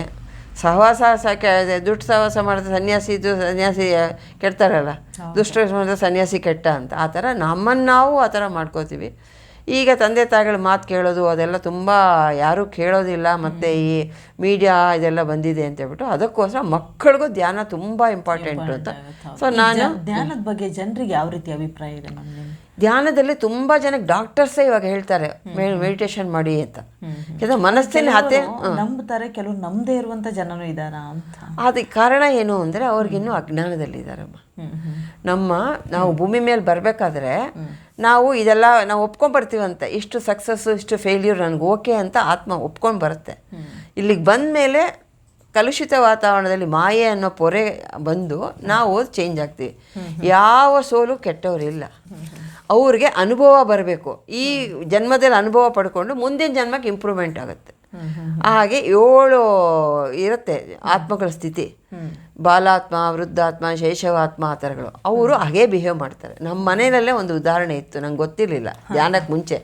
ನಮ್ಮ ಅಣ್ಣ ಒಬ್ಬರಿದ್ದರು, ಅವರು ನಮ್ಮ ಶರೀರದಲ್ಲಿ 7 ಗುಣಗಳಿರೋರು ಇರ್ತಾರೆ. ಅದು ನಮ್ಮಲ್ಲಿ ಒಂದು 7 ಚಕ್ರಗಳಿರುತ್ತೆ ಅಂತ ಹೇಳ್ತಾರೆ. 7 ಚಕ್ರಗಳಲ್ಲಿ ಯಾವ ಸ್ಥಿತಿ ಹೇಗಿರುತ್ತೋ ನಮಗೆ ಗೊತ್ತಾಗತ್ತೆ ಅಂತ. ಈ ಚಕ್ರಗಳದ್ದು ಹೇಳಬೇಕು ಅಂದರೆ ಅದು ಜನರಲಿ ಸೂಕ್ಷ್ಮ ಶರೀರದ ಇದರಲ್ಲಿ ಮೂಲಾಧಾರ, ಸ್ವಾಧಿಷ್ಠಾನ, ಮಣಿಪುರ, ಮತ್ತು ಅನಾಹತ, ಆಮೇಲೆ ವಿಶುದ್ಧ, ಆಮೇಲೆ ಆಗ್ನ, ಆಮೇಲೆ ಸಹಸ್ರಾರ ಅಂತ ಇರುತ್ತೆ. ಈ ಕೆಳಗಡೆ ಇರೋದು ಬೆನ್ನು ಕೆಳಗಡೆ ಇರೋದು ಅದು ಮೂಲಾಧಾರ ಅಂತ. ಅಲ್ಲಿರೋರು ಬರೀ ಏನಿದೆಯೋ ಅದನ್ನು ತೊಗೊಳ್ಳೋದು, ತಿನ್ನೋದು, ಮಲಗೋದು, ಲೇಜಿನೆಸ್ಸಲ್ಲಿ ತಮೋಗುಣದಲ್ಲಿರೋರು ಅಂತ. ನೆಕ್ಸ್ಟ್ ಎಲ್ಲದು ಸ್ವಾಧಿಷ್ಠಾನ, ಇದ್ರೂ ಇನ್ನೂ ಬೇಕು, ಅವ್ರ ಮನೇಲಿದೆ ನನಗೂ ಬೇಕು, ಬೇಕಾಗಿಲ್ಲ ಆದರೆ ತೋರಿಕೆಗೆ ಬೇಕು. ಆದರೆ ಮಣಿಪುರ ಚಕ್ರದಲ್ಲಿರೋರೆಲ್ಲ ಪಾಂಡಿತ್ಯದಲ್ಲಿರ್ತಾರೆ. ನನಗೆಲ್ಲ ಗೊತ್ತು, ಪಾಂಡಿತ್ಯ ಗೊತ್ತು ಅನ್ನೋದು ಒಂದು ಅಹಂಕಾರ ಆ ಥರ ಇರುತ್ತೆ. ನಾನು ವಿದ್ಯೆ ಕಲ್ತ್ಬಿಟ್ಟಿದ್ದೀನಿ, ನಾನು ಶ್ಲೋಕ ಹೇಳ್ತೀನಿ ಆ ಥರ. ಆದರೆ ಅದು ಒಂದು ಲೆವೆಲು ಇರ್ತಾರೆ, ಅದರಲ್ಲೂ ಇರ್ತಾರೆ. ಆದರೆ ಭಕ್ತಿ ಮಾರ್ಗದಲ್ಲೂ ಇರ್ತಾರೆ. ಆದರೆ ಹೇಳ್ಕೊಡ್ಬೇಕು ಅಂತಂದು ಹೇಳ್ತಾರಲ್ಲ, ನಿಂಗೇನು ಗೊತ್ತಿಲ್ಲ, ಆ ಬ್ರಾಹ್ಮಣರಿಗೆ ಹೇಳ್ಕೊಡೋದು ಅಂತಾರೆ, ಆ ಥರ ಲೆವೆಲು. ಅದಕ್ಕೆ ನೆಕ್ಸ್ಟ್ ಹೋದವರು ಅನಾಹತ ಅಂದರೆ heart is A creative of energy ಅಂತಾರೆ. ನಮ್ಮಲ್ಲಿ ಹೃದಯನ ವಿಸ್ತಾರ ಮಾಡ್ಕೋಬೇಕು ಅಂತಾರೆ. ಅದು ನನಗೆ ಗೊತ್ತಿರೋ ಮಟ್ಟಿಗೆ ನನಗೆ ಭಕ್ತಿ ಮಾರ್ಗದಲ್ಲಿದ್ದಾಗ ಅವ್ರು ಹೇಳಿದ್ರು, ಎಲ್ಲರನ್ನೂ ನೀವು ಅನುಸಂಧಾನ ಮಾಡ್ಕೊಳ್ಳಿ, ಇಷ್ಟ ಇರೋರನ್ನೆಲ್ಲನೂ ನಿಮ್ಮ ಮನೆಯವ್ರನ್ನ ಮತ್ತು ನಿಮ್ಮ ಬಂಧು ಬಾಂಧವರನ್ನು ಮತ್ತು ಫ್ರೆಂಡ್ಸು ಅವ್ರನ್ನೆಲ್ಲನೂ ನೀವು ಅನುಸಂಧಾನ ಮಾಡ್ಕೊಳ್ಳೋಂದ್ರೆ ಪ್ರೀತಿ. ಇವಾಗ ಏನು ಅನ್ಕೋತೀರೋ ಅದೇ ನೀವು ಆಗ್ತೀರಾ ಅಂತ. ನನಗೆಲ್ಲರೂ ಬೇಕಿತ್ತು, ಯಾಕೆಂದರೆ ನಾನು ವರ್ಕ್ ಈಸ್ ವರ್ಷಿಪ್ ಅಂತಿರೋಳು ಪ್ರತಿಯೊಬ್ಬರು ಒಳ್ಳೆ ಮಾರ್ಕೋಬೇಕು ಅಂತ. ನನಗೆ ಯಾರೂ ಕೆಟ್ಟವರಿಲ್ಲ, ನಾನು ಜಾತಿ ನೋಡ್ತಾ ಇರಲಿಲ್ಲ. ಹಾಗಂತ ನಮ್ಮ ಸಂಪ್ರದಾಯದಲ್ಲಿ ನಾನು ಬ್ರಾಹ್ಮಿಣ್ಣು, ನಾನು ಇಂಟರ್ಕಾಸ್ಟ್ ಮ್ಯಾರೇಜ್ ಮಾಡ್ಕೊಂಡಿದ್ದೀನಿ, ಮಾರ್ವಾಡೀಸ್ ಅವರು. ಆದರೆ ನಮ್ಮ ಮನೇಲಿ ಅಡುಗೆ ಇವತ್ತಿನವರೆಗೂ ನನ್ನ ಅಡುಗೆನೇ. ಬೆಳ್ಳುಳ್ಳಿ ತಿನ್ನೋದಿಲ್ಲ ನಾನು, ಬ್ರಾಹ್ಮಣರಲ್ಲಿ ಇದೆಯಲ್ಲ ಅದು. ಹಾಗಾಗಿ ನಾವು ಹೊರಗಡೆ ಊಟ ತುಂಬ ರೇರು, ನಮ್ಗೆ ಅಭ್ಯಾಸ ಮಾಡಿಸಿಲ್ಲ ಚಿಕ್ಕ ವಯಸ್ಸಿಂದ, ಅದರಲ್ಲೇ ನಡ್ಕೊಂಬಂದುಬಿಟ್ಟಿದ್ದೀನಿ ನಾನು. ಹಾಗಾಗಿ ನಾವು ಏನು ಆಹಾರ ತಗೋತೀರೋ ಅದು ಹಂಗೆ ಗುಣಗಳಿರುತ್ತೆ ಅಂತ ಹೇಳ್ತಾರೆ. ಸೊ ಆ ಥರ ಸಾತ್ವಿಕ ಸ್ವಭಾವನೇ ನಾವು ಬೆಳೆಸ್ಕೊಂಬಂದಿದ್ರು. ಆದ್ರೂ ಒಂದು ಚಿಕ್ಕ ವಯಸ್ಸಲ್ಲಿ ನಮಗೆ ಈ ಕ್ಯಾಸ್ಟು ಆ ಕ್ಯಾಸ್ಟು ಅಂತ ಮತಗಳ ಬಗ್ಗೆ ಕ್ಯಾಸ್ಟ್ ಬಗ್ಗೆ ಹೇಳ್ಕೊಟ್ಬಿಟ್ಟಿರಲ್ಲ, ಅದು ನಮ್ಮಲ್ಲಿ ಉಳಿದಿತ್ತು, ನಮಗೆ ಗೊತ್ತಿಲ್ಲದೆ ಉಳಿದಿತ್ತು ಅದು. ಯಾಕೆಂದರೆ ನಮಗೆ ಅವರು ಇರೋ ಪದ್ಧತಿ, ಅವ್ರು ತಿನ್ನೋ ಆಹಾರದ ಮೇಲೆ ನಾವು ಅವ್ರನ್ನ ಹೇಟ್ ಮಾಡ್ತಾಯಿದ್ವಿ. ಅದಲ್ಲ ಅಂತ ಗೊತ್ತಾಯ್ತು ಧ್ಯಾನಕ್ಕೆ ಬಂದಮೇಲೆ. ಅವರ ಆಹಾರ ಪದ್ಧತಿ ಏನಿದೆಯೋ ಅವ್ರಿಗೆ ಮೇಲಿನವ್ರು ಏನು ಹೇಳ್ಕೊಂಬಂದಿರೋ ಆ ಥರ ಇದ್ದಾರೆ ಅವರು. ಸೊ ಅದನ್ನು ನಾವು ತುಲನೆ ಮಾಡಬಾರ್ದು. ಇವತ್ತಿದ್ರೂ ನಾಳೆ ಅವರು ಅದಕ್ಕೆ ಬಂದೇ ಬರ್ತಾರೆ. ನಮ್ಮ ಸೋಲ್ ಕಾನ್ಷಿಯಸ್ ಇದೆಯಲ್ಲ, ಅದನ್ನು ಪರಿಪೂರ್ಣತೆ ಹೊಂದಬೇಕು ಅಂದರೆ ಎಲ್ಲನೂ ಬಿಟ್ಟು ಮೇಲಕ್ಕೆ ಹೋದಾಗಲೇ ಅದು ಪರಿಪೂರ್ಣತೆ ಹೊಂದುತ್ತೆ. ಇದು ದೈವಾಂಶ ಅಂತ. ಸೊ ನಾವೆಲ್ಲ ದೈವಾಂಶ ಸಂಭೂತರು ಅಂತ ಗೊತ್ತಾಯಿತು ನನಗೆ. ಸೊ ಅದರಿಂದ ನಾನು ನನ್ನ ಪ್ರವೃತ್ತಿನ ಚೇಂಜ್ ಮಾಡಿಕೊಂಡೆ. ಒಂದು ನಾಯಿ ಮರಿ ಆದರೆ ದೂರ, ಟಚ್ ಆಗಲ್ಲ, ಪ್ರಾಣಿಗಳಂದರೆ ಇಲ್ಲ, ಆ ಥರ ಇತ್ತು ಚಿಕ್ಕ ವಯಸ್ಸಿನ ಮತ್ತೆ ಹೇಳ್ಕೊಟ್ಬಿಟ್ಟಿದ್ರು. ಯಾವಾಗ ನಾನು ಅದು ಗೊತ್ತಾಯಿತೋ ಪರಿವರ್ತನೆ ಮಾಡಿಕೊಂಡೆ. ಇಲ್ಲ, ಪ್ರತಿಯೊಂದು ಜೀವಿಲೂ ಭಗವಂತ ಇದ್ದಾನೆ ಅಂತ ಗೊತ್ತಾಗುತ್ತೆ. ಧ್ಯಾನ ಮಾಡಿದಾಗ ಗೊತ್ತಾಯ್ತು ನನಗೆ. ಅದಕ್ಕೆ ನಮ್ಮ ಮಾಸ್ಟರ್ಸ್ ಇದ್ದಾರೆ, ಅವ್ರು ಹೇಳ್ಕೊಡ್ತಾರೆ, ನಾನು ಪ್ರೀತಿ, ವಿಶ್ವಾಸ, ಆತ್ಮೀಯತೆ, ಮಮತೆ, ಮಮಕಾರ ಅಲ್ಲ ಮಮತೆ, ಎಲ್ಲ ಜೀವಿಗಳ ಜೊತೆಗೂ ಬ್ರಹ್ಮಾಂಡದ ಚರಾಚರ ವಸ್ತುಗಳ ಜೊತೆಗೂ ನಾನು ಈ ಥರ ಇದ್ದೀನಿ ಅಂತ ನಿಂಗೆ 10 ಸತಿ ಹೇಳ್ಕೊಬೇಕು ನೀನು ಅಂತಂದರು. ನಮ್ಗೆ ಹೇಳ್ತಾರೆ, ಈ ಥರ ಎಲ್ಲ ಹೇಳ್ಕೊಡ್ತಾರೆ, ನಮ್ಮನ್ನು ಮಾರ್ಗದರ್ಶನ ಕೊಡ್ತಾರೆ. ಆದರೆ ಇದೆಲ್ಲ ಹೇಳ್ತಾರಲ್ಲ, ಕುದುರೆ ನೀರು ತನಕ ಕರ್ಕೊಂಡು ಹೋಗ್ಬೋದು, ನೀರು ಕುಡ್ಸೋಕ್ಕಾಗಲ್ಲ, ಆ ಥರ. ಯಾರ್ಯಾರು ಇದರಲ್ಲಿ ಕರ್ಮ, ಇದರಲ್ಲಿ ನಾವು ಪ್ರಾರಬ್ಧ ಕರ್ಮ ಕಳ್ಕೊಂಡಿರ್ತೀವೋ ಆ ಟೈಮ್ ಇದಕ್ಕೆ ಬರ್ತಾರೆ. ಸುಮಾರು ಜನ ಇದಕ್ಕೆ ಬಂದವರೇ ಅಂಥ ರೀತಿಯಲ್ಲೇ ಕಾಯಿಲೆ ಮಾಡ್ಕೊಂಡು ಬರ್ತಾರೆ. ನಾನು ಅದೇ ರೀತಿ ಬಂದೆ, ಕಾಯಿಲೆ ವಾಸಿಯಾಗೋಕ್ಕೆ ಬಂದೆ. ನನಗೆ ಇದೆಲ್ಲ ಇದೆ ಅಂತ ಗೊತ್ತಿಲ್ಲ. ನಾ ಭಕ್ತಿ ಮಾರ್ಗದಲ್ಲಿ ಇದ್ರೂ ಗೊತ್ತಿರಲಿಲ್ಲ, ಎಲ್ಲರನ್ನೂ ಸಮದೃಷ್ಟಿಲಿ ನೋಡಬೇಕು ಅನ್ನೋ ನಂಗೆ ಗೊತ್ತಿರಲಿಲ್ಲ. ನಮ್ಮ ಗುರುಗಳ ಪತ್ರಿಜಿಯವರು ಮಿತ್ರತ್ವ ಎಲ್ಲರೂ 40 ವರ್ಷ ಅವರು ಇದಕ್ಕೆ ಕಷ್ಟ ಬಿದ್ದಿದ್ದಾರೆ. ಬ್ಯಾಗ್ ನೇತಾಕೊಂಡು ಹಳ್ಳಿಗೂ ಮನೆಗೂ ಹೋಗಿದ್ದಾರೆ. ಈ ಜಾತಿ ಆ ಜಾತಿ, ದೊಡ್ಡವನು ಚಿಕ್ಕವನೇನಿಲ್ಲ. ಫಸ್ಟ್ ಅವ್ರು ಹೆಂಗಸರನ್ನೇ ಅವರು ಇದು ಮಾಡಿರೋದು. ಯಾಕೆ ಅಂದರೆ ಮನೆಯಲ್ಲಿ ಸಂಸಾರ ನಡೆಸೋರು ಹೆಣ್ಣು ಸರಿಯಾಗಿದ್ದರೆ ಸಂಸಾರ ನಂದಗೋಕುಲ ಅಂತ. ಇದು ಪೂರ್ವ ನುಡಿ ಅಲ್ವಾ, ಇದು ಇವಾಗಿಂದಲ್ಲ. ಸೊ ಆ ಥರ ಆಗಿ ಎಲ್ಲರೂ ನಾವು ಅತ್ತೆ ಸೊಸೆ, ಇದು ನೀನು ಹಿಂಗಂತೀಯ ನಾನು ಹಿಂಗಂತ, ಅದಲ್ಲೇ ಎಲ್ಲ ಅಂತೆ. ನಾವು ಹಿಂದಿನ ಜನ್ಮ ಏನು ಕರ್ಮ ಮಾಡಿರ್ತೀವೋ ಅದಕ್ಕೆ ತಕ್ಕಂಗೆ ನಮ್ಮ ಸಂಸಾರ ಸಿಗುತ್ತೆ ಅಂತ. ಇದು ಜನ್ಮ ಪುನರಪಿ ಜನನಂ ಪುನರಪಿ ಮರಣಂ ಅಂತಾರಲ್ಲ, ಇದನ್ನೆಲ್ಲ ನಾವು ಮತ್ತೆ ಅನುಭವಿಸಿ ನಾವು ಹೇಳ್ಕೊಂಡು ಬರ್ತೀವಿ ಅಂತ. ಅಲ್ಲಿಂದ ಇಲ್ಲ ಈ ಸತಿ ಹೋಗಿ ಎಲ್ಲ ನಾನು ಮಾಡ್ಕೊಂಬರ್ತೀನಿ ಅಂತ ಮೇಲೆ ಹೋದರೆ ನಮ್ಮ ಪಾಪ ಕರ್ಮಗಳೇ ತೋರಿಸ್ತಾರಂತೆ ಅಲ್ಲಿ. ನಮ್ಮ ಗುರುಗಳು ಹೇಳಿದ್ರು, ಪತ್ರಿಜಿ ಗುರುಗಳು, ನೀವು ಅಲ್ಲಿ ಹೋದರೆ ಏನು ಒಪ್ಕೊಂಡು ಹೋಗಿದ್ಯಪ್ಪ, ಇಷ್ಟು ಸಕ್ಸಸ್ ಇಷ್ಟು ಫೇಲ್ಯೂರ್ ಅಂದೆ, ಇದೆಲ್ಲ ಮಾಡ್ತೀನಿ ಅಂತ ಹೋಗಿದ್ಯಾ. ಭೂಮಿನ ಉದ್ಧಾರ ಮಾಡೋಕ್ಕೆ ನಾವು ಬಂದಿರೋದು, ಸೃಷ್ಟಿಗೋಸ್ಕರ ನಾವು ಬಂದಿದ್ದೀವಿ. ಪ್ರಕೃತಿ ನಾಶ ಮಾಡ್ತಾಯಿದ್ದೀವಿ, ಎಲ್ಲನೂ ಮರಗಳನ್ನ ಕಡಿತಾ ಇದ್ದೀವಿ. ಇದೆಲ್ಲ ಮಾಡ್ತಾಯಿದ್ರೆ ಏನಕ್ಕೆ ಪ್ರಳಯಗಳಾಗ್ತಾಯಿದೆ, ಇದೇ ಕಾರಣ. ನಮ್ಮಲ್ಲಿ ನಾವು ನನಗೆ ಗೊತ್ತಿರೋ ಮಟ್ಟಿಗೆ, ಈ ಕ್ಲಾಸಲ್ಲಿ ಕೇಳಿರೋ ಮಟ್ಟಿಗೆ, ಪುಸ್ತಕಗಳು ಓದಿರೋ ಮಟ್ಟಿಗೆ, ನಾವು ಕಲ್ಲಿಂದ ಹಿಡಿದು ಪ್ರತಿಯೊಂದು ನಮ್ಮ ಚೈತನ್ಯ ಅಂತ ಕೇಳಿದ್ದೀರಾ? ಚೈತನ್ಯ ಅಂದರೆ ಭಗವಂತನ ಮೂಲ ಚೈತನ್ಯ ಇದೆ, ಅದರಿಂದ ನಾವು ಅಂಶಾತ್ಮಗಳಾಗಿ ಬಂದ್ವಿ. ಪೂರ್ಣಾತ್ಮ ನಾವು ಅಂಶಾತ್ಮ. ನಾವು ಬಂದಿರೋದ್ರಲ್ಲಿ ಕಲ್ಲಿಂದ ಜಲಚರಗಳು, ವಾಯುಚರಗಳು, ಮತ್ತು ಹೀಗೆ ಆಗಿ ಜಂತುಗಳಾಗಿ, ಜಂತುವಿಂದ ವಾನರಕ್ಕೆ ಬಂದು, ವಾನರದಿಂದ ಮನುಷ್ಯ ಆಗಿದ್ದೀವಿ. ಸೊ ಎಲ್ಲಾದರೂ ನಮ್ಮ ಚೈತನ್ಯವೇ ಇದೆ. ನಮ್ಮ ಚೈತನ್ಯವೇ ಇದೆ ಅಂದರೆ ನಮ್ಮ ಮಕ್ಕಳನ್ನೇ ನಾವೇ ತಿಂದಂಗೆ. ಅಹಿಂಸೆ ಮಾಡಿದ್ರೆ, ಪ್ರಾಣಿ ಹಿಂಸೆ ಮಾಡಿದಾಗ ನಮ್ಮ ಮಕ್ಕಳನ್ನೇ ನಾವು ತಿಂದ್ವಿ. ಮತ್ತೆ ನಮಗದು ಪಾಪ ಅಂಟಲ್ವಾ? ಅದು ನಂಗೆ ಗೊತ್ತಿರಲಿಲ್ಲ, ಧ್ಯಾನಕ್ಕೆ ಬಂದ ಮೇಲೆ ಗೊತ್ತಾಯಿತು. ಇದರಲ್ಲಿ ತುಂಬ ವಿಷಯ ನಮಗೆ ಆಳವಾಗಿ ಹೋದರೆ ಗೊತ್ತಾಗುತ್ತೆ. ನಾನು ಹೋಗಿದ್ದು ಇದು ನನ್ನ ಆರೋಗ್ಯಕ್ಕೋಸ್ಕರ. ದಿನೇ ಚೇಂಜ್ ಆಗ್ತಾ ಬಂತು. ಸೊ ನಾನು ಈ ಚೇಂಜ್ ಆಗ್ತಾ ಇದೆಯಲ್ಲ ಅಂತ ನನಗೆ ಕ್ಲಾಸ್ಗಳು ಕೇಳ್ತಾ ಇದ್ದೆ. ಆದರೆ ಕರ್ಮ ಸಿದ್ಧಾಂತ ಅನ್ನೋದು ಒಂದಿದೆ ಅಂತ ಗೊತ್ತಾಯಿತು. ಕರ್ಮ ಸಿದ್ಧಾಂತದಲ್ಲಿ ಪುನರಪಿ ಜನಪರು ನಮ್ಮ ಇವರು ಮಾಸ್ಟ್ರು ಒಬ್ಬರು ಹೇಳಿದ್ರು, ನೋಡಮ್ಮ ನೀ ಇದೆಲ್ಲ ಸರಿ ಮಾಡಿಕೊಂಡ್ರೆ ಪಾಪ ಭಾವ ಮಾ ಅಳವಡಿಸ್ಕೋಬೇಕು ಅಂತಂದು. ಅಂದರೆ ಪ್ರಾಯಶ್ಚಿತ್ತ, ಪಶ್ಚಾತ್ತಾಪ, ಪರಿವರ್ತನೆ, ಭಯ, ಬಂಧನ, ಮೃತ್ಯು, ಇದನ್ನೆಲ್ಲ ನೀನು ಬಿಟ್ಟುಬಿಟ್ರೆ ನೀನು ಆಧ್ಯಾತ್ಮಕ್ಕೆ ಬಂದಾಗೆ ಅಂದರು.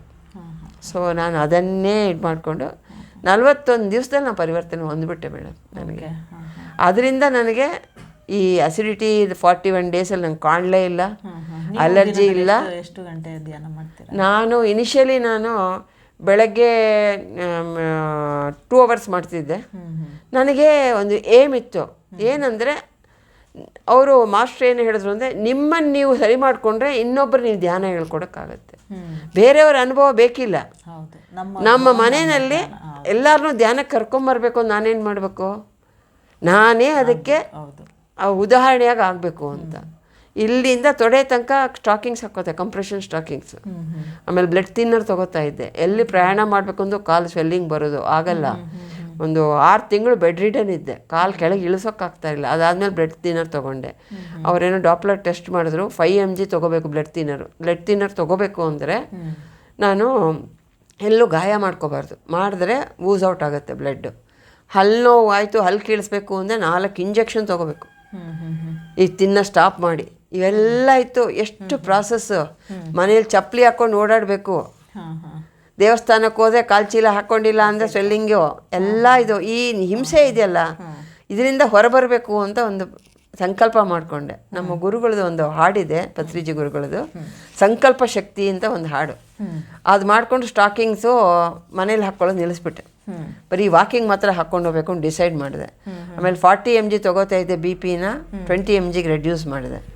ನನ್ನಲ್ಲಿರೋ ಅಹಂಕಾರನ, ನನ್ನಲ್ಲಿರೋ ಬೇರೆಯವ್ರು ನೋಡೋ ದೃಷ್ಟಿನ, ಅವ್ರು ಸರಿ ಇಲ್ಲ, ಇವ್ರು ಸರಿ ಇಲ್ಲ, ನಮ್ಮ ಅಣ್ಣ ಸರಿ ಇಲ್ಲ, ನಮ್ಮ ಅಕ್ಕ ಸರಿ ಇಲ್ಲ ಅಂದ್ಕೊಂಡು ಕೂತಿದ್ನಲ್ಲ, ಅದೆಲ್ಲ ಬಿಟ್ಟೆ. ಯಾಕೆ ಅಂದರೆ ಅವರು ಸೋಲ್ ಕಾನ್ಷಿಯಸ್ನೆಸ್ ಏನಿದೆಯೋ ಅದ್ರ ತನಕ ಬಂದಿದ್ದಾರೆ ಅವರು. ಮುಂದಿನ ಜನ್ಮಗಳು ಅವ್ರು ಪರಿವರ್ತನೆ ಹೋಗ್ತಾರೆ. ಸೊ ಅದಕ್ಕೆ ಕ್ಷಮಾಪಣೆ ಕೇಳಬೇಕು ಅಂತಂದು ದಿನ ನನ್ನಿಂದ ಏನು ತಪ್ಪಾಗಿದೆ ಈ ಜನ್ಮ ಆಗಲಿ ಹಿಂದಿನ ಜನ್ಮಗಳಿಗೆ ಕ್ಷಮಾಪಣೆ ಕೇಳಿ. ಫರ್ಗಿವ್ನೆಸ್ ಎಲ್ಲರೂ ಫರ್ಗಿವ್ ಮಾಡಿಬಿಟ್ಟೆ ಮೇಡಮ್, ಒಳಗಿಂದ ಫರ್ಗಿವ್ ಮಾಡಿಬಿಟ್ಟೆ. ಯಾಕೆ ನಂಗೆ ಗೊತ್ತಾಗೋಯ್ತು ಅವ್ರು ಯಾರೂ ಇದಕ್ಕೆ ಬಂದಿಲ್ಲ, ಕಾರ್ಯಕಾರಣಕ್ಕೋಸ್ಕರ ನಾವು ಬರ್ತೀವಿ ಅಂತ ಗೊತ್ತಾಗೋಯ್ತು. ಸೊ ಈ ನಮ್ಮ ಗುರುಗಳದು 3 ಇದೆ, ಒಂದು ಸಸ್ಯಾಹಾರ, ಇನ್ನೊಂದು ಧ್ಯಾನ ಜಗತ್, ಆಮೇಲೆ 3ನೇದು ಪಿರಮಿಡ್ ಜಗತ್ ಅಂತ. 3 ಯಾವಾಗ ನನಗೆ ಆರೋಗ್ಯ ಸುಧಾರಿಸ್ತಾ ಬಂತೋ ಆವಾಗಿಂದಲೇ ನಾನು ವಾಟ್ಸಪ್ಪಲ್ಲಿ ಧ್ಯಾನ ಪ್ರಚಾರ ಮಾಡೋ ಶುರು ಮಾಡಿ ಫ್ಯಾಮಿಲಿ ಸರ್ಕಲಲ್ಲಿ. ನನಗೆ ನಾನಾಗಿ ಮಾಡ್ತಾ ಇರೋದನ್ನ ನನಗೆ ಔಷಧಿ ಇಲ್ಲದೇ ವಾಸಿ ಮಾಡ್ಕೊಂಡಿದ್ದೀನಿ ಅಂತ ಹೇಳ್ತಾ ಇದ್ದೀನಲ್ಲ, ಇದರಲ್ಲಿ ಏನಾಗುತ್ತೆ ಅಂದರೆ ಯಾರ ಸೋಲು ಇನ್ನೂ ಬೆಳೆದಿಲ್ವೋ ಅವ್ರಿನ್ನೂ ಬರಲ್ಲ. ಇದಕ್ಕೆ ನಾವು ಅವ್ರನ್ನ ಬಲವಂತ ಮಾಡೋ ಹಾಗಿಲ್ಲ. ಧ್ಯಾನ ಪ್ರಚಾರ ಅಂದರೆ ನಾವು ಹೇಳೋದಷ್ಟೇ ಅವ್ರಿಗೆ. ಅವರು ಇದಕ್ಕೆ ಕನೆಕ್ಟ್ ಆಗಬೇಕು ಅಂದರೆ ಇಮ್ಮಿಡಿಯೇಟ್ ಬರ್ತಾರೆ. ಸೊ ನಾವು ಅವ್ರನ್ನ ದೂರ ಹಂಗಿಲ್ಲ. ಅವ್ರ ಸೋಲು ಹೇಗಿದೆಯೋ ಆಗಿರುತ್ತೆ. ಅವ್ರಿಗೆ ಪರಿಸ್ಥಿತಿ ಬಂದಾಗ ಬರ್ತಾರೆ. ಈ ಜನ್ಮ ಇಲ್ಲ ಅಂದರೂ ಮುಂದಿನ ಜನ್ಮಕ್ಕಾದರೂ ಬರಲೇಬೇಕು.